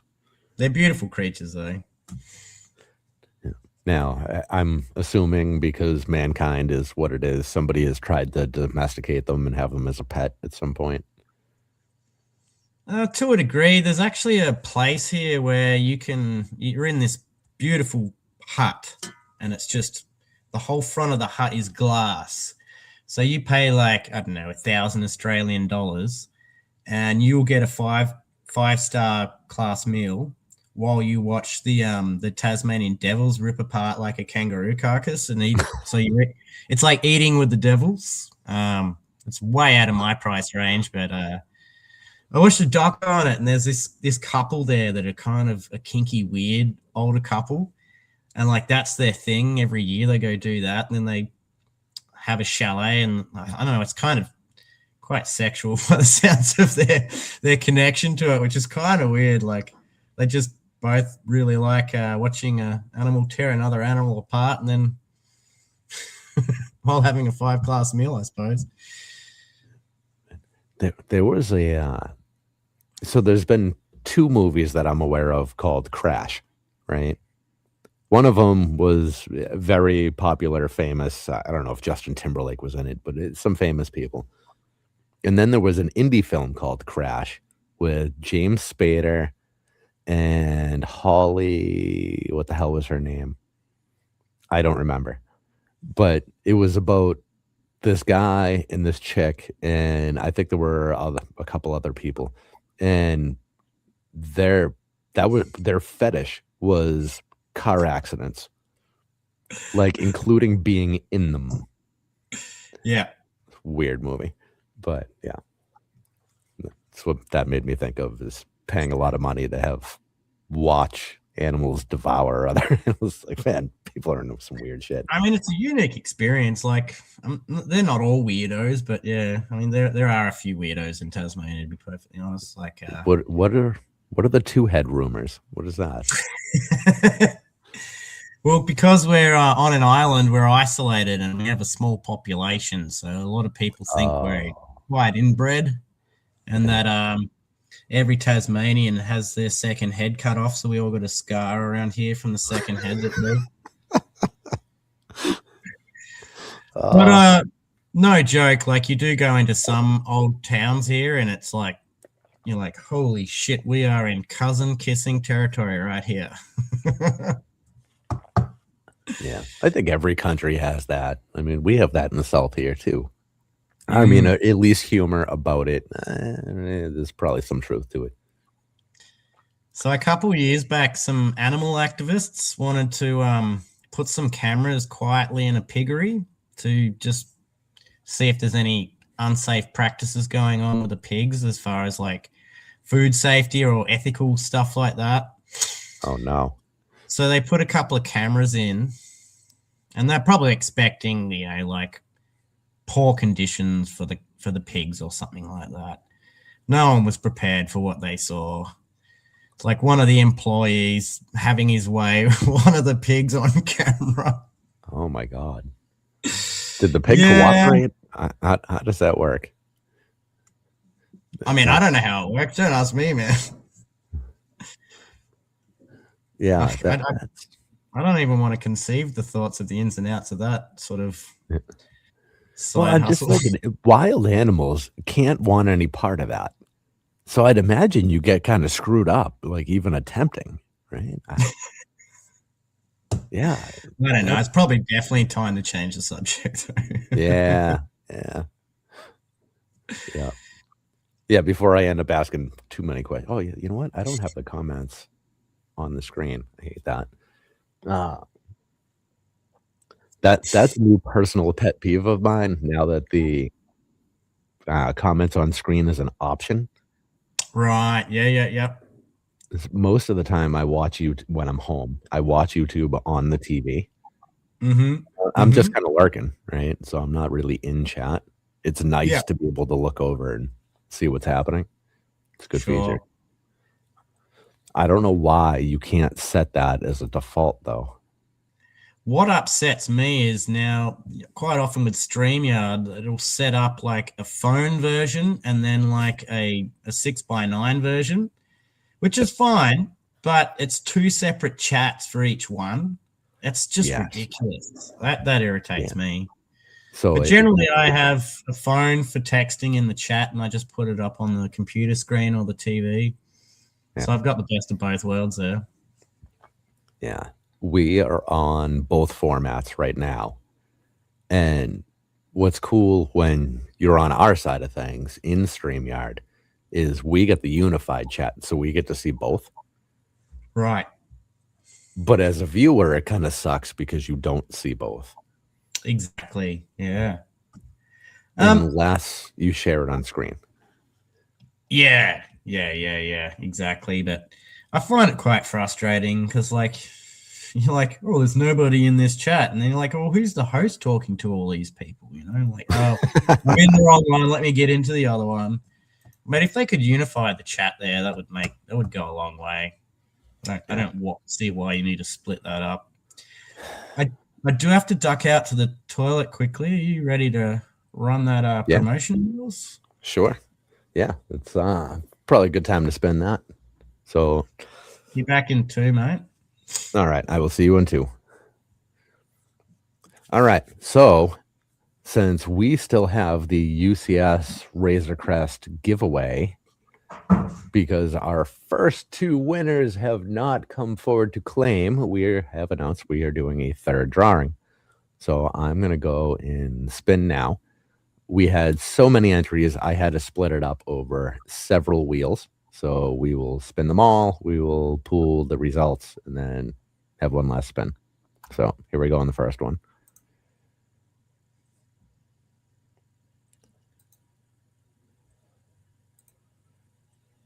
And I forgot to share screen, so we will do that in 1 second here. All right. So there's our first winner. Let me write that down. Bear with me here.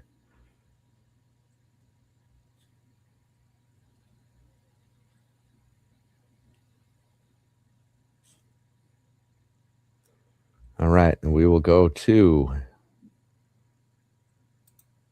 wheel number 2. We will spin.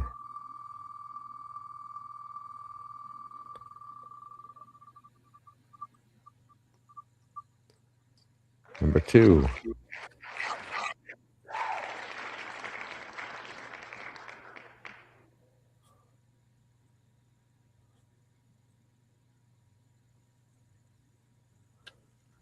And we go off to number 3.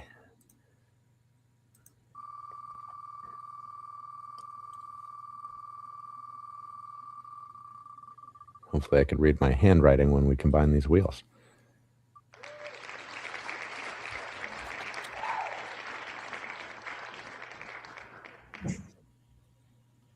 Oh, geez.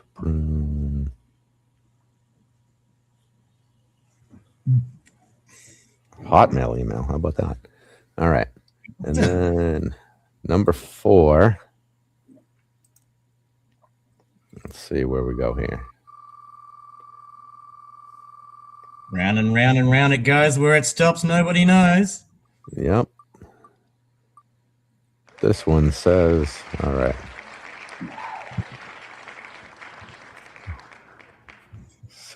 610. All right. So now we will combine those 4 quickly, and have our final winner. I don't know what this auto-populate nonsense is that it does. Let's see if I can spell.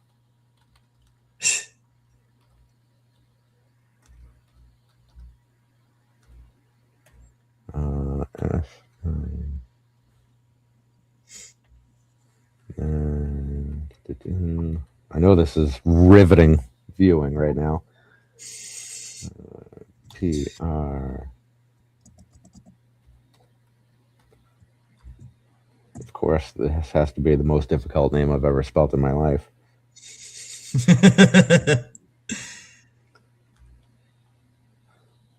All right, 2 more.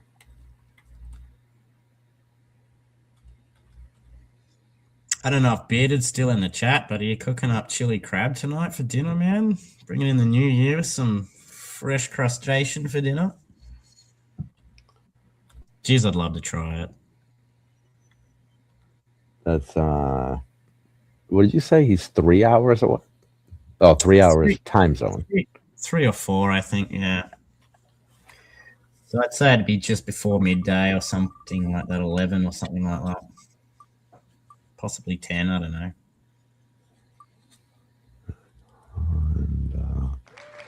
All right, so there we are. There is our next winner. Honda Lover 610. Yeah. Yep. Okay, so we will put that out in the Discord and out on the interwebs, and hopefully we get somebody to claim this time. If they do not claim by Saturday, then I'm going to put it out just to the people in our Discord, I think is how we'll do it. Yeah. Or maybe we'll do a special live stream and we'll give it away just to somebody who's viewing. I think we might do that. I think those people deserve it more. Well, there's no point me winning a set from America. It costs more to send it here than it would cost for the actual set sometimes. Yeah, and I couldn't even buy it for you locally because it doesn't exist anymore. Sure. Popcorn crayfish. So that was on the chopping board, right? It's no longer available. Holy crap. It's all retired. So do you have a copy for yourself? I do not. This is the one. And I bought it specifically to give away. Mm-hmm. Yeah. I'll have it. Pick it up at Brickworld. Yeah, actually. Nice one. I just saw he's like definitely having chili crab and popcorn crayfish for dinner. Man, I've never even heard of popcorn crayfish.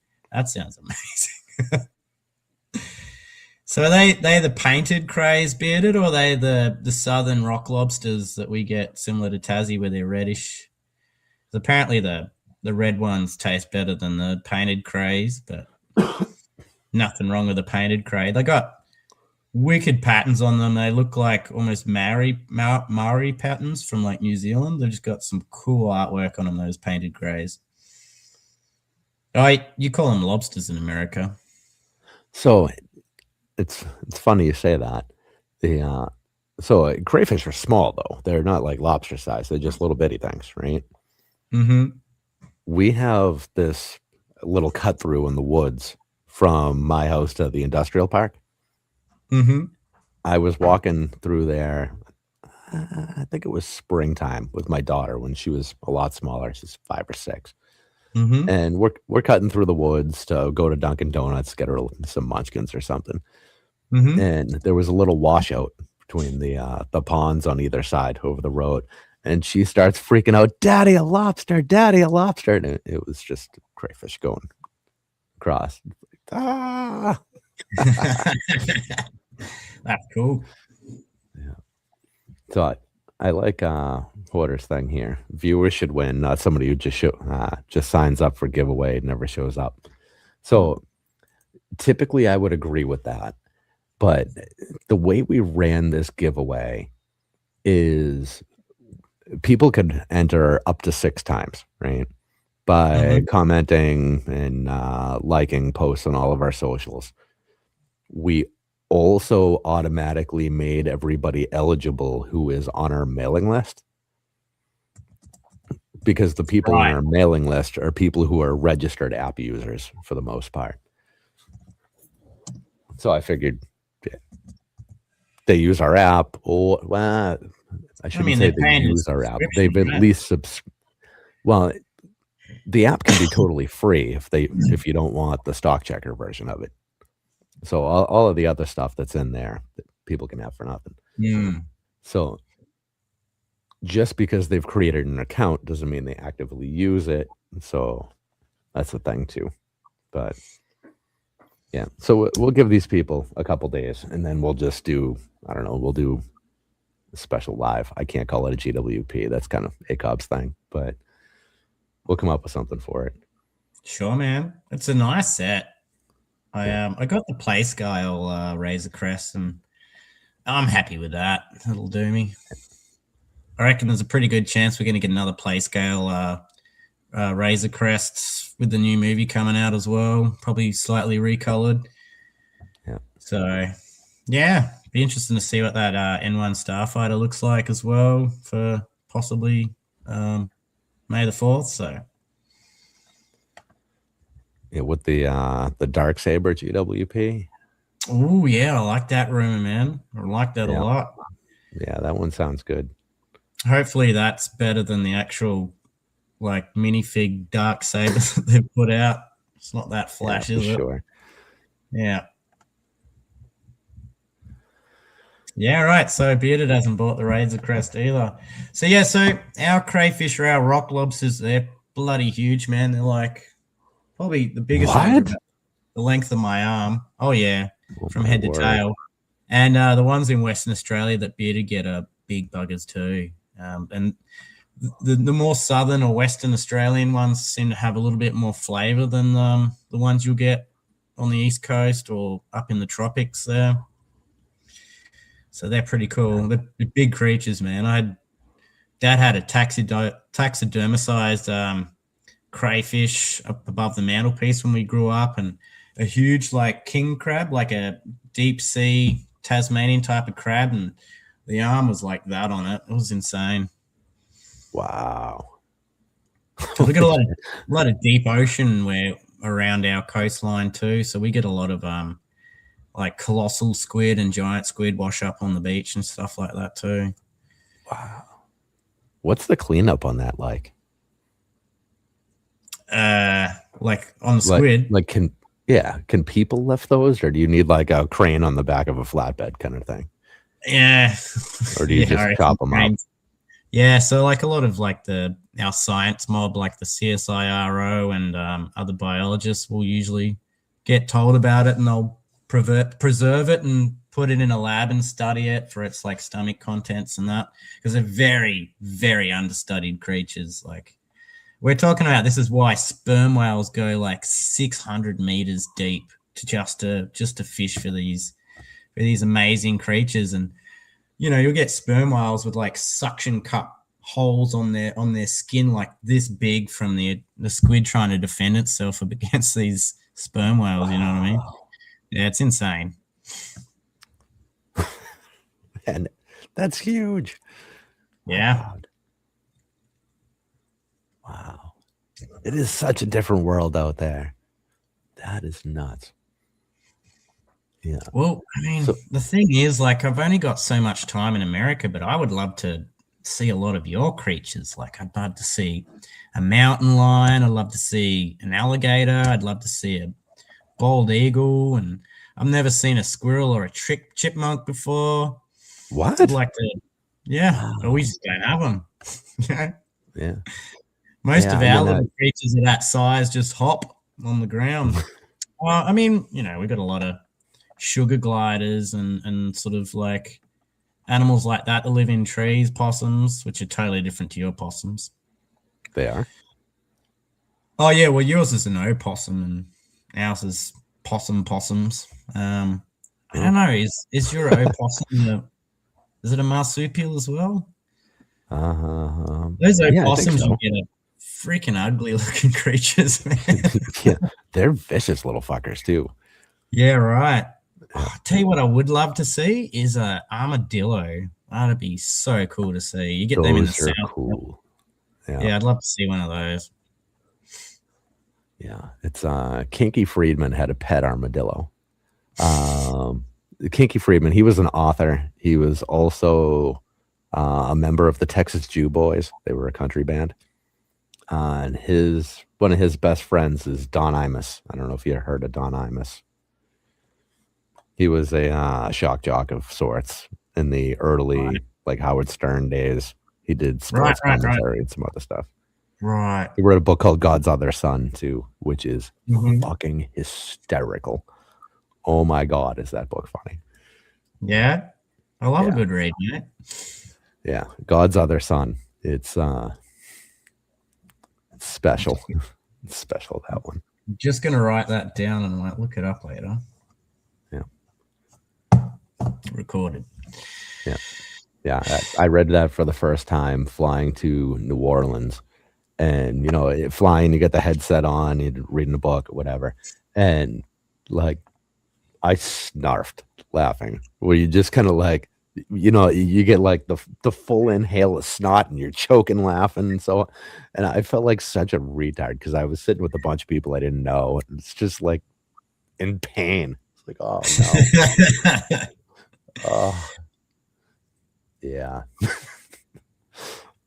Sometimes you just, the really good laughs like that, the ones that like, they're almost debilitating. It's good when you can remember. Yeah. Those don't happen often enough in life. Oh, yeah. I mean, sometimes it's hard to find a good book like that too, right? Or a good writer that can hit that funny button for you as well. Yeah. Yeah, I don't read a lot of funny stuff. There's just, that one was especially memorable. I like fantasy and horror more than funny stuff typically. Yeah. I mean, I love a good horror book too. Yeah. Generally, humor is what gets me. Like, that's what keeps me reading, though. I like funny books, especially when they're like autobiographies of someone telling a funny story, like a funny little anecdote or something like that. Like, that always gets me going because you know it actually happened, right? Yeah, for sure. Biographies are also the best business books, I think, even if they're not business books. You learn a lot of life about life there. Sure, man. Sure. So how many bricks do you think you got in those little shells behind you there? So we have a little over, hey, Amy, Happy New Year. Yay! Hey, Amy. We have a little over 115,000 parts listed. And we are roughly 50% listed right now. Right. So you're on Bricklink. Yeah. Yeah. So I'm going to guess we have somewhere around 250,000 parts drawered. Wow. Yeah. And we've got another, I don't know, wherever we're at, 300 or 400 pounds of bulk we haven't sorted yet. So, wow. I don't know, 300 plus, I'm going to guess. Is there many minifigs in the collection? Any minifigs? Yeah, we got, I don't even know. Now I'm curious. We have some for sale in the store. Not a ton, though. They disappear pretty fast. Yeah. Do you ever come across a lot of the classic space figs? Rarely. So, well, I shouldn't say frequently we come across them. Rarely are they in good enough condition that we're willing to sell. Because, you know, you get the print fades so easily on the torsos there. Yeah. And if the print's not in good enough condition where I would be willing to pay for it, then I won't sell it to somebody. I'll just throw it in the junk cup. In the junk cup? Yeah. Well, so I learned this one from Tyler because I wouldn't ever sell stuff that I thought was like subpar quality. He said, just throw them all in, throw them all in a cup, basically a pab cup. And when the cup is full, just auction off the cup as, damaged minifigure parts on eBay. So you're not actually throwing it away. Yeah. Now, personally, I would never buy one of these cups from myself, because if I was to buy, a damaged parts lot, I would be thinking, oh, well, maybe you buy a complete torso assembly and it got thrown in there because there was just one cracked arm. Yeah. And the torso is still good. No. Right. If I'm putting it in there, there are no parts left to salvage. I've plucked the hands out. I've pulled the arms off if the arms were good. We salvage everything we can. Yeah, nice.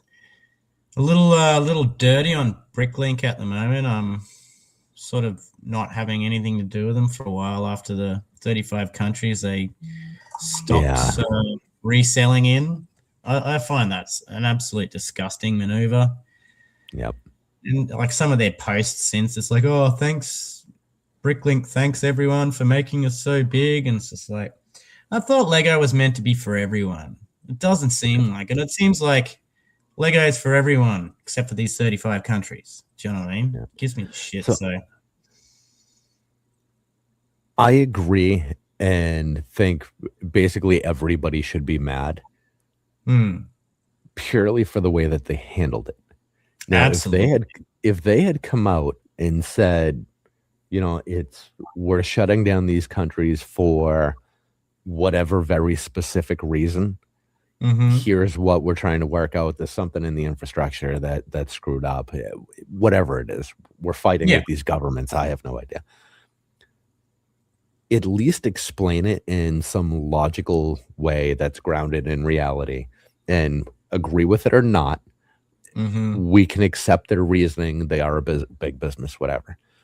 But don't just give us this bullshit. Oh, this was a difficult decision. And like, difficult how? Did you flip a coin and drop it off the table? I don't know. Well, I mean, originally I think they dropped the bomb on the resellers, and it's like, oh, you've got like 1 or 2 weeks to move your store to Brickworld or wherever. You know what I mean? Like, yeah. And then they went back and said, oh, look, we'll do it early January or something like that. But still, like, it was very rude how they did it. I'm not happy. I love Bricklink designer program sets, but I won't be buying any of those for the foreseeable future until they sort their shit out, honestly. Yeah. I mean, so Amy's got a good point here. Doesn't think Lego wants to be for everyone. They want to be premium and exclusive. Now, I'm okay with that to a degree. Make good quality stuff for kids and charge a little bit more because it's good quality stuff. Yeah. I don't think they're meeting that standard right now. No, the quality ratio is not there with the exclusiveness of the premium product. Like, you can see it happen time and time again. And then you see like Loomy Bricks and Fantasy. I actually have a fantasy of your fun hole. It's a little joke I like to make, but they're just going hand over fist, like doing really well. They're cheaper than Lego. It's the same. It's still the same ABS plastic. The clutch power might be slightly different, but they're going gangbusters at the moment. And I mean, I'd be more willing to support those companies that going ahead now, especially with the pricing of Lego. But yeah, I don't know. What did we do recently?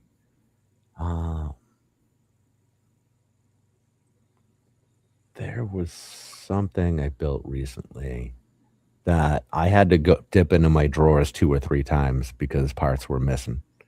Oh, and really? I'm not going to, and simple things. Like, I don't know, a 1x3 slope or something. Yep. And it's like, I'm not going to report that to Lego and wait forever for missing. I have it. I'm just going to grab it and use it. But what the hell, if I was missing, just a simple stud, okay, whatever, that's fine. I probably lost it in the bag myself. That happens. But actual sizable pieces, those don't just go missing, right? Right. I only build on a clean slate, so there's nothing else around. Yep. It didn't go missing in a bag. They were clear bags still. We just got our first paper bags the other day, which was weird. Really? What was that experience like for you? It's easy to get those pieces in the corners of those paper bags. Yeah. Well, so my wife is go through them. Yeah, my wife is wrapping up the Going Merry from One Piece, and that was first set we'd seen with paper bags. Oh, and I didn't like listening to the bags rip. I didn't like seeing them float about. I like the satisfying crinkle and rip of the plastic. Right. And, it's what we're so accustomed to, right? Yeah. Like Bearded and I haven't bought a set that's come out recently that didn't have paper. Like they're all paper. Like you can't get the plastic anymore in Australia. Yeah. Which is leads me to my next point. There is, why are we doing paper now? Like, is it better for the environment? Because first of all, it's non-recyclable, and the inside lining of that is like a plastic wax. And I put them in the fire, and all I could smell was burning plastic, mate. So it's not good for the environment. It can't be recycled. What the hell are we doing? Like, what's the point? We're keeping up appearances. It appears that they are trying. Yeah, and they're a plastic manufacturer. Yeah, exactly. Right? Exactly. Yeah. Love to know how many barrels of oil they go through every year with their ABS plastics. It'd be no one can give me an answer, and I'm sure Lego never will, but that's a question I'll be keep asking for the foreseeable future. I'd really like to know. Yeah. Yeah, I don't know. This whole green initiative, whatever they're working on, like I respect the concept, but they're not doing what people think they are trying to do. Exactly. I guess is what it is. Oh, did you see this from Amy? Google gave me an answer. Lego uses kilos of oil per. Wow. That is insane. Wow. Yeah, I'm so glad crazy number. Thanks, Amy, because I've been beating that question down for a while now. No one's given me a straight answer. That's just crazy. 62.5 million. Wow. Oh, so yeah, apparently Bearded got the Game Boy and it's got plastic bags in it. Like we just haven't seen that here in Australia much at all, man. So I just got to throw this out there. Between Amy and Coop, there is not one single answer that you could ever need that they can't find for you. Yeah, it's good. And Amy's like the ACOB like legend. Like I think she's gone through a lot of the old videos and she knows all the lore and stuff too. Like I'm really looking forward to meeting Amy. But yeah. And Coop, man, what a dude. I can't wait to meet Cooper. I don't know, he just seems like a really interesting guy. I bet you've got some interesting stories to tell about Alaska life, and I always look forward to his little leaks. Unfortunately, his account just got stuffed up in the last couple of weeks. I don't think it was even his direct fault. Like someone else had leaked it already. So yeah, I take my hat off to anyone that does the leaking. Like it's a whole different world. But I'm always thankful when I wake up in the morning and go, oh, that's the picture of the new set, and it actually looks pretty good. Or, like, oh, it's a miracle. Yeah. Yeah. Yeah. Actually, I don't think I ever got an answer in ACOB. I don't know if anybody even had an answer to give me anyway. Falcon Bricks has been strangely quiet for months now. Yeah.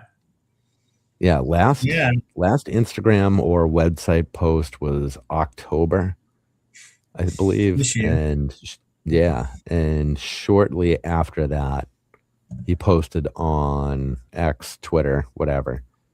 But that's been basically it. It's been silence over there. Maybe Lego put the hard word on him and gave him like some cease and desist kind of situation. I guess. Or maybe I'm just brainstorming here, but maybe like he's done his bit and he just wants to give that information to up and coming leakers that he trusts to, just passing on the information, perhaps. I don't know. But yeah, man, take my hat off to Falcon Fan for doing a lot of leaks when I first got into Lego. It was always exciting to see his posts. Yeah.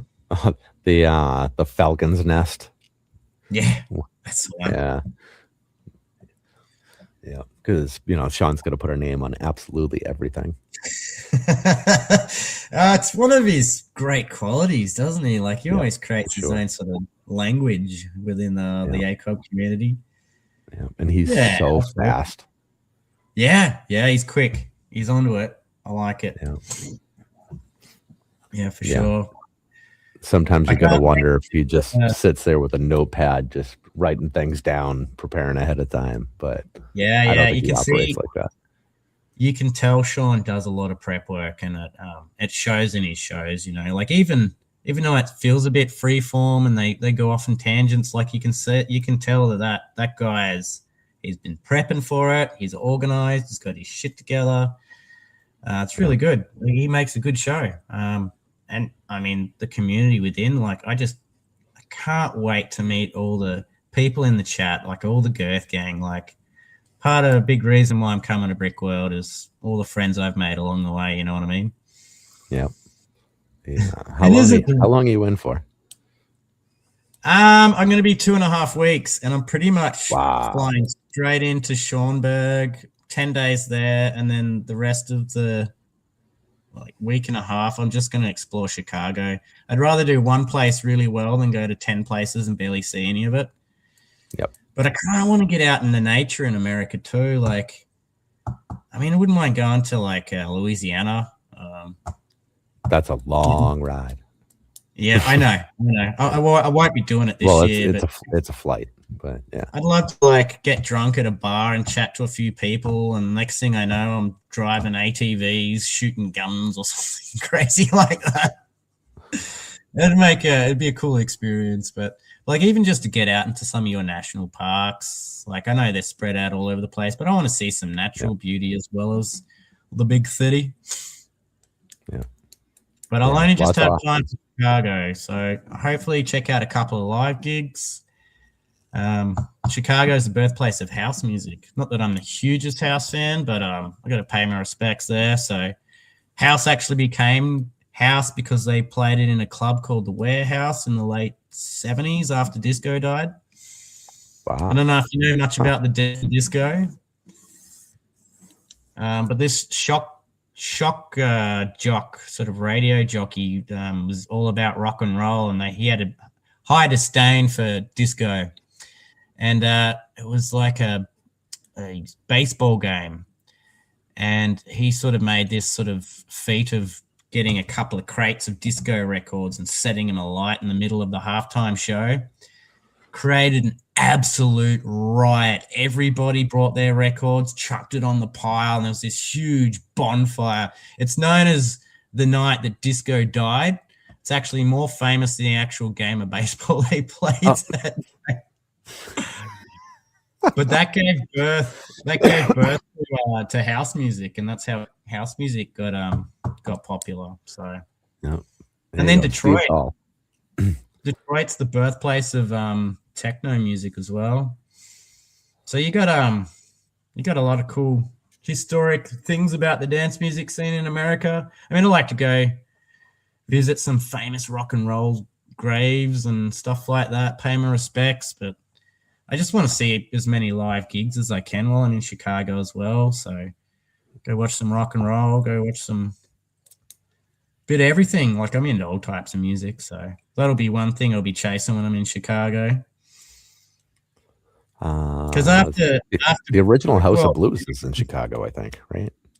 Hey, the original House of Blues, isn't that in Chicago? I don't know. I thought blues was more of a southern thing, but yeah, I mean, pretty sure James Brown lived in Chicago for a long time. Like that whole area, like Motown's super popular, blues and jazz was super popular. So yeah, maybe I'll do a bit of research and check out some of these older venues that have a really cool history and stuff. I just love music, and I'll be probably in Chicago alone for like 8-9 days after Brickworld. So unless someone from Brickworld wants to invite me back to their house for a couple of days, I'll be spending it in Chicago exploring. Who else lives out there? Brick Dad's very close. Oh yeah. Mark is very close. He'll be way Mark's too busy. Yeah. But I'd love to meet his beautiful dog and his husband. It'd be great to meet them. I think Stud City's like in the neighboring state that's not actually too far from Chicago. He's in Indiana, I believe. Indiana, and so's like Tyler Life Bricks. Yep. I think Amy might be. Yep. Yeah. Blues started in Chicago too. There you go. The House of Blues, but I don't know if it's the first, right? Yeah, so, I mean, if anyone wants to put me up for a night or two in that general region, I'll be pretty open, but I can't have to book a lot of accommodation beforehand just so I can get to America. America wants to know every place I'm going to, basically, which is ridiculous. It doesn't leave much room for spontaneity. Well, you only have to have it booked. You can cancel, right? Sure. Yeah, that's true. Huh. The hotel. Well, there you go. Amy was in the warehouse in the 80s as a kid. So that's crazy. That's where house music started. And then that all got imported to UK, and basically the UK constructed the rave scene. So, and everything's come down from that. So like the UK started it, Australia was quite soon afterwards. So we were sort of kicking off our bush doofing scene in about 1990, 92. Lots of history there. So yeah, there's a lot of places for you to check out music out here. I mean, you'd have to schedule either a longer trip or a multi-stop trip in the future or something. And that's the thing, like this is just 2.5 weeks, mainly going for the Lego and just to get a feel of the experience of traveling by myself, because I've never been overseas before. This will be my first overseas trip. So I'll just learn a lot from that, and then I'll be able to expand from there, like in the coming years. Go to another Brickworld and then go do some other different places. But I absolutely love like jazz, blues, funk, soul, hip hop, trip hop, glitch hop, like all of that, rock and roll. Yeah. So, I mean, like I'll listen to music from big band swing days in the 1920s still, Yeah. I love it all. I just hate pop music. I hate any type of music that commercial radio just tries to shove down your throat. There's so much music out there. There's not enough hours in the goddamn day, and they just want to shove the same crap down your throat every time. I don't like it. Yeah. Yeah. Oh, you could have to be another trip. Work your way over to Minnesota and go to Fifth Avenue where Prince used to play. Oh yeah, the one that's in Purple Rain. Yeah. Yeah, that'd be awesome. I actually really like Prince. I've never actually seen the movie Purple Rain though. No? Oh my word. No. But that guy was a pioneer, man. He pushed like drum machines and all that stuff long before most other people did. I still think he's the greatest performer to ever live. Yeah, absolutely. And then he could play every instrument. He could sing. He could dance in his very Prince kind of way. And yeah. And then he became the artist formerly known as Prince. Yep. Only someone like and then him. He relapsed and became Prince again. Yeah. Have you seen the Dave Chappelle dressing up as Prince? Yep. Chappelle is, man, he is something else. He's a legend, mate. Bloody legend. Yep. There's a reason why they call him the GOAT. Yep. Yeah. I mean, he can just disappear for, I don't know, I forget how long he was kind of gone for. And then he comes back like nothing ever happened. And it's like, holy shit, he's still has not lost anything. It's so funny. No.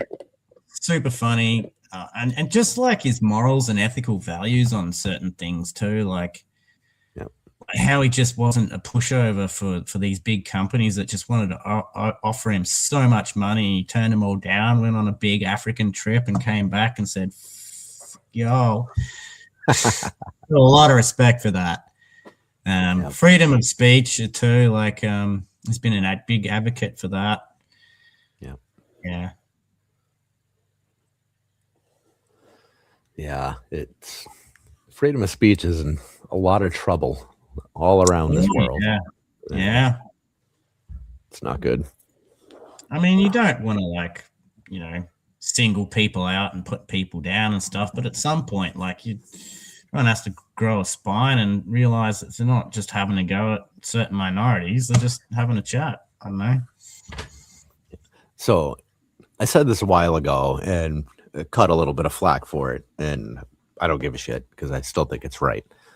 I think by the time everybody, male, female, whatever, by the time you're like 13, you should be punched in the face.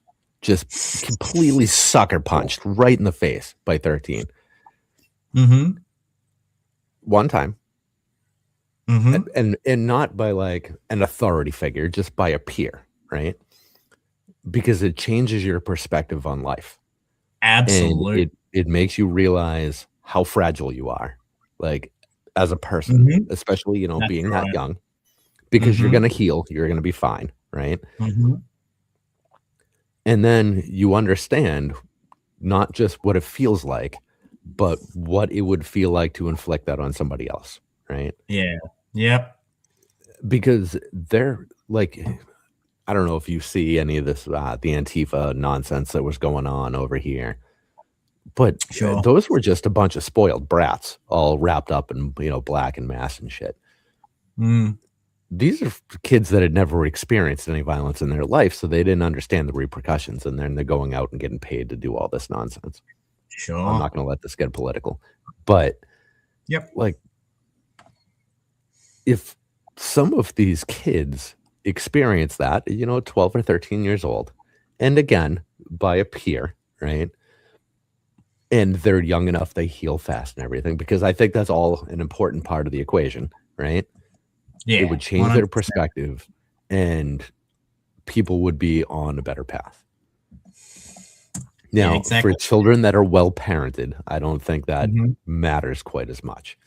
But but the thing is, we're in a international communication world where anyone can say anything online, and people need to start realizing they should be taking responsibility. They need to take responsibility of what they said and their actions. Like, it's absolutely crazy. Like, people can just say whatever they want, and because they've never been bopped on the head or whatever for it, like, they just think they can keep getting away with it and putting people down, and it's a bit shit.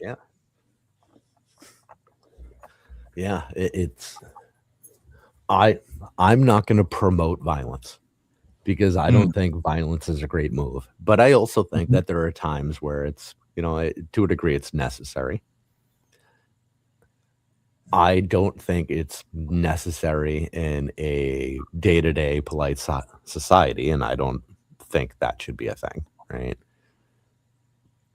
But, it's, if you saw a Hives post the other day, the whole punching Nazis thing.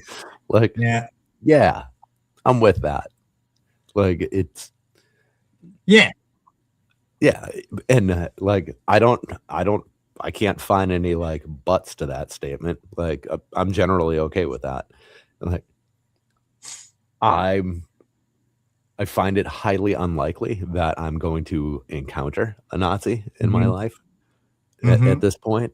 But yeah, I mean, if I was walking down the street and saw somebody get punched, and I like, oh well, yep, you know, exactly. I mean, I'm not a violent person myself, but like if I see someone being teased or bullied, like I'm gonna say something. I'm gonna get right up in your face and make sure you know that wasn't okay.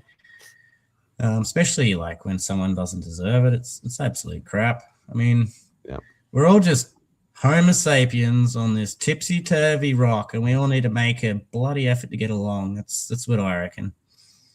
Yeah. Yeah, it shouldn't be hard to just follow like the one rule in life, which is, don't be a dick.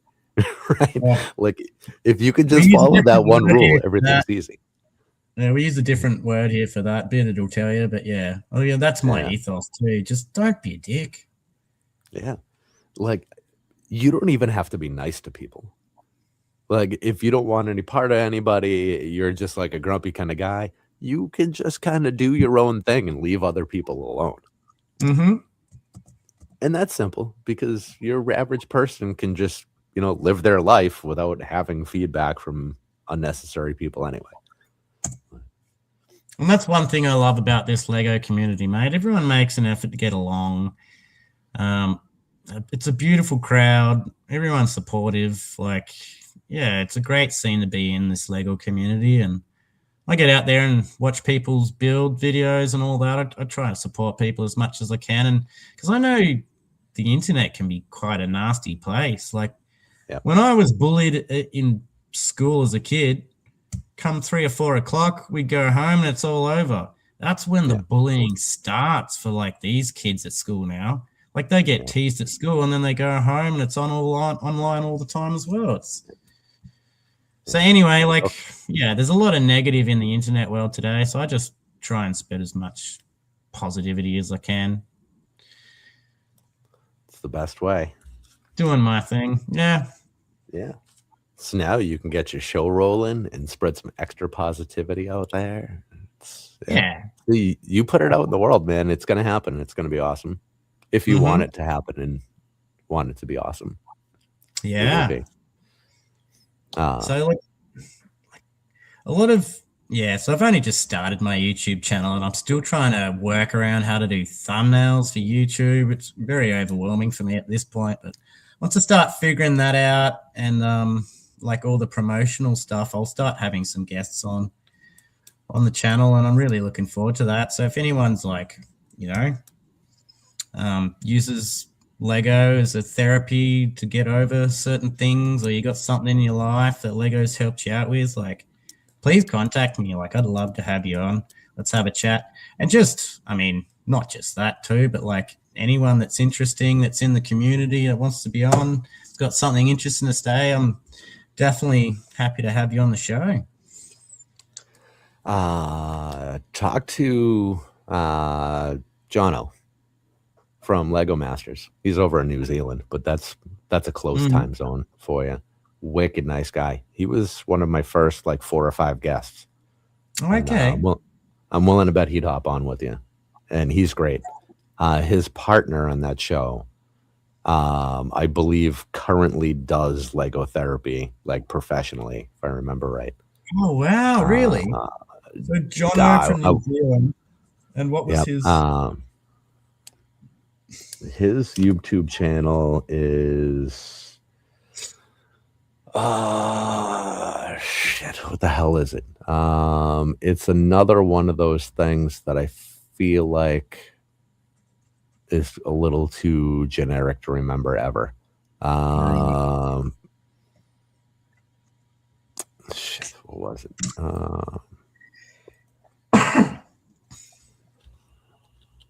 Let's see.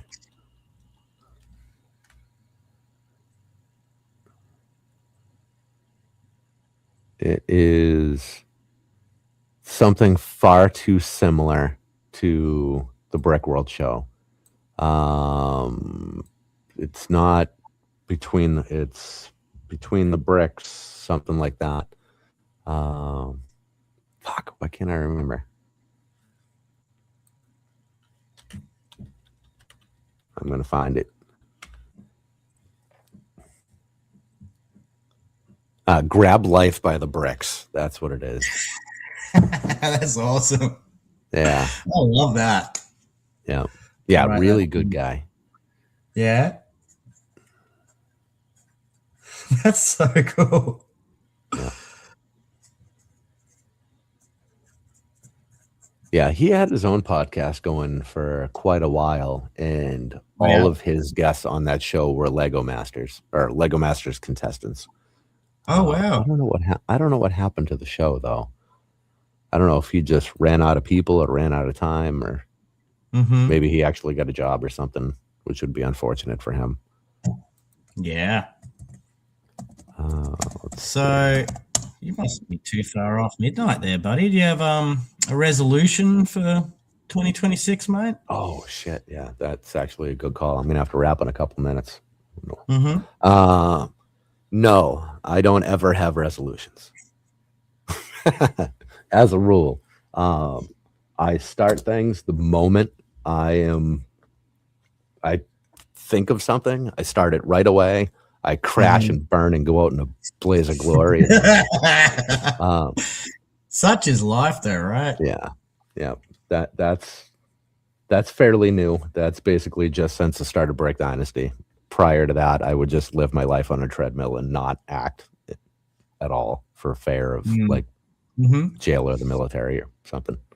But yeah, now no resolutions for me. Can't do it. What about you? I confront a few more fears of myself this year. Like, I've never been overseas. I have a fear of logistics of traveling. I'm not afraid of airplanes. I'm just afraid of like traveling to 3 or 4 different countries and losing me way or jumping on the wrong flight. I got a fear of social media and how to use technology, so I've got to wrap my head around. I understand the promotion side of this kind of thing. So there are things I'll be working on this year. And yeah, maybe just bringing that extra bit of positive energy that I'm already bringing. So yeah, turn it up to 11 like Spinal Tap. Yep, that's it. Bring the positivity louder. Yeah. If there's any way I can help with that at any point in time, you know how to find me. Always happy to help however I can. Oh, thank you so much, Ken. I feel absolutely blessed to be on your show, mate. It's been a great experience. You're an absolutely lovely guy, and you seem very honest, and I really like people like that. So you're coming to Brickworld, right? Oh yeah, yep. We'll be there Monday to Sunday. So far. Hell yeah. That's great. I'm going to see if maybe we could push it Monday to Monday, but we'll see what happens. You're going to try and fit a live stream, bring some equipment down and do a Dynasty stream there? Or? I think so. We didn't last year. Were we on? Yeah, we were on with Cool Hunt at one point. I'll have everything with me. We'll see where it goes. Yeah. I did not get a vendor table at Brickworld. Mark had me send him an email about a table and possibly sponsoring the event, and he never answered. So I'm going to try him again. I think it's because I sent it from my domain, which tends to get caught in spam filters. So I'll try him again from a different spot. But yeah, we're going to see if we can get Brick Dynasty to be a sponsor of Brickworld and what that would entail. But we'll see. Yeah, well, I honestly can't wait to go to Brickworld. Like, I am who I am. What you see is what you get. So feel like say hi. Don't ever change that. I just want to make as many new friends and solidify as many relationships as I've made over the last 2 years, and go and actually have a dinner or a lunch with these amazing people in the chat rooms, Yeah. So yeah, I suppose it'll be a little bit of networking, right? Oh yeah, it's going to be awesome. You are going to be so glad you took the trip, and you are going to sleep for 26 hours on the way home. Yeah, man. All right, man. I got to wrap. Happy New Year to you. Happy New Year, everyone in chat. You guys are the best. It has been a phenomenal year, and I cannot thank you all enough. This is the 31st. Next week, Jim, Wolf of Bricks, will be on, and we are going to spend 2 hours talking shit about Lego investors, pretty much. Yeah. Since Jim and I are both Lego investors, that it should be a lot of fun. Yeah. Tell him the bed bricker says hi. All right. Thank you again for hanging out. This has been a blast. It's been great getting to know you. You too, mate. Looking forward to meeting you in June, mate. Yeah, absolutely. All right. Good night, everyone. Happy New Year.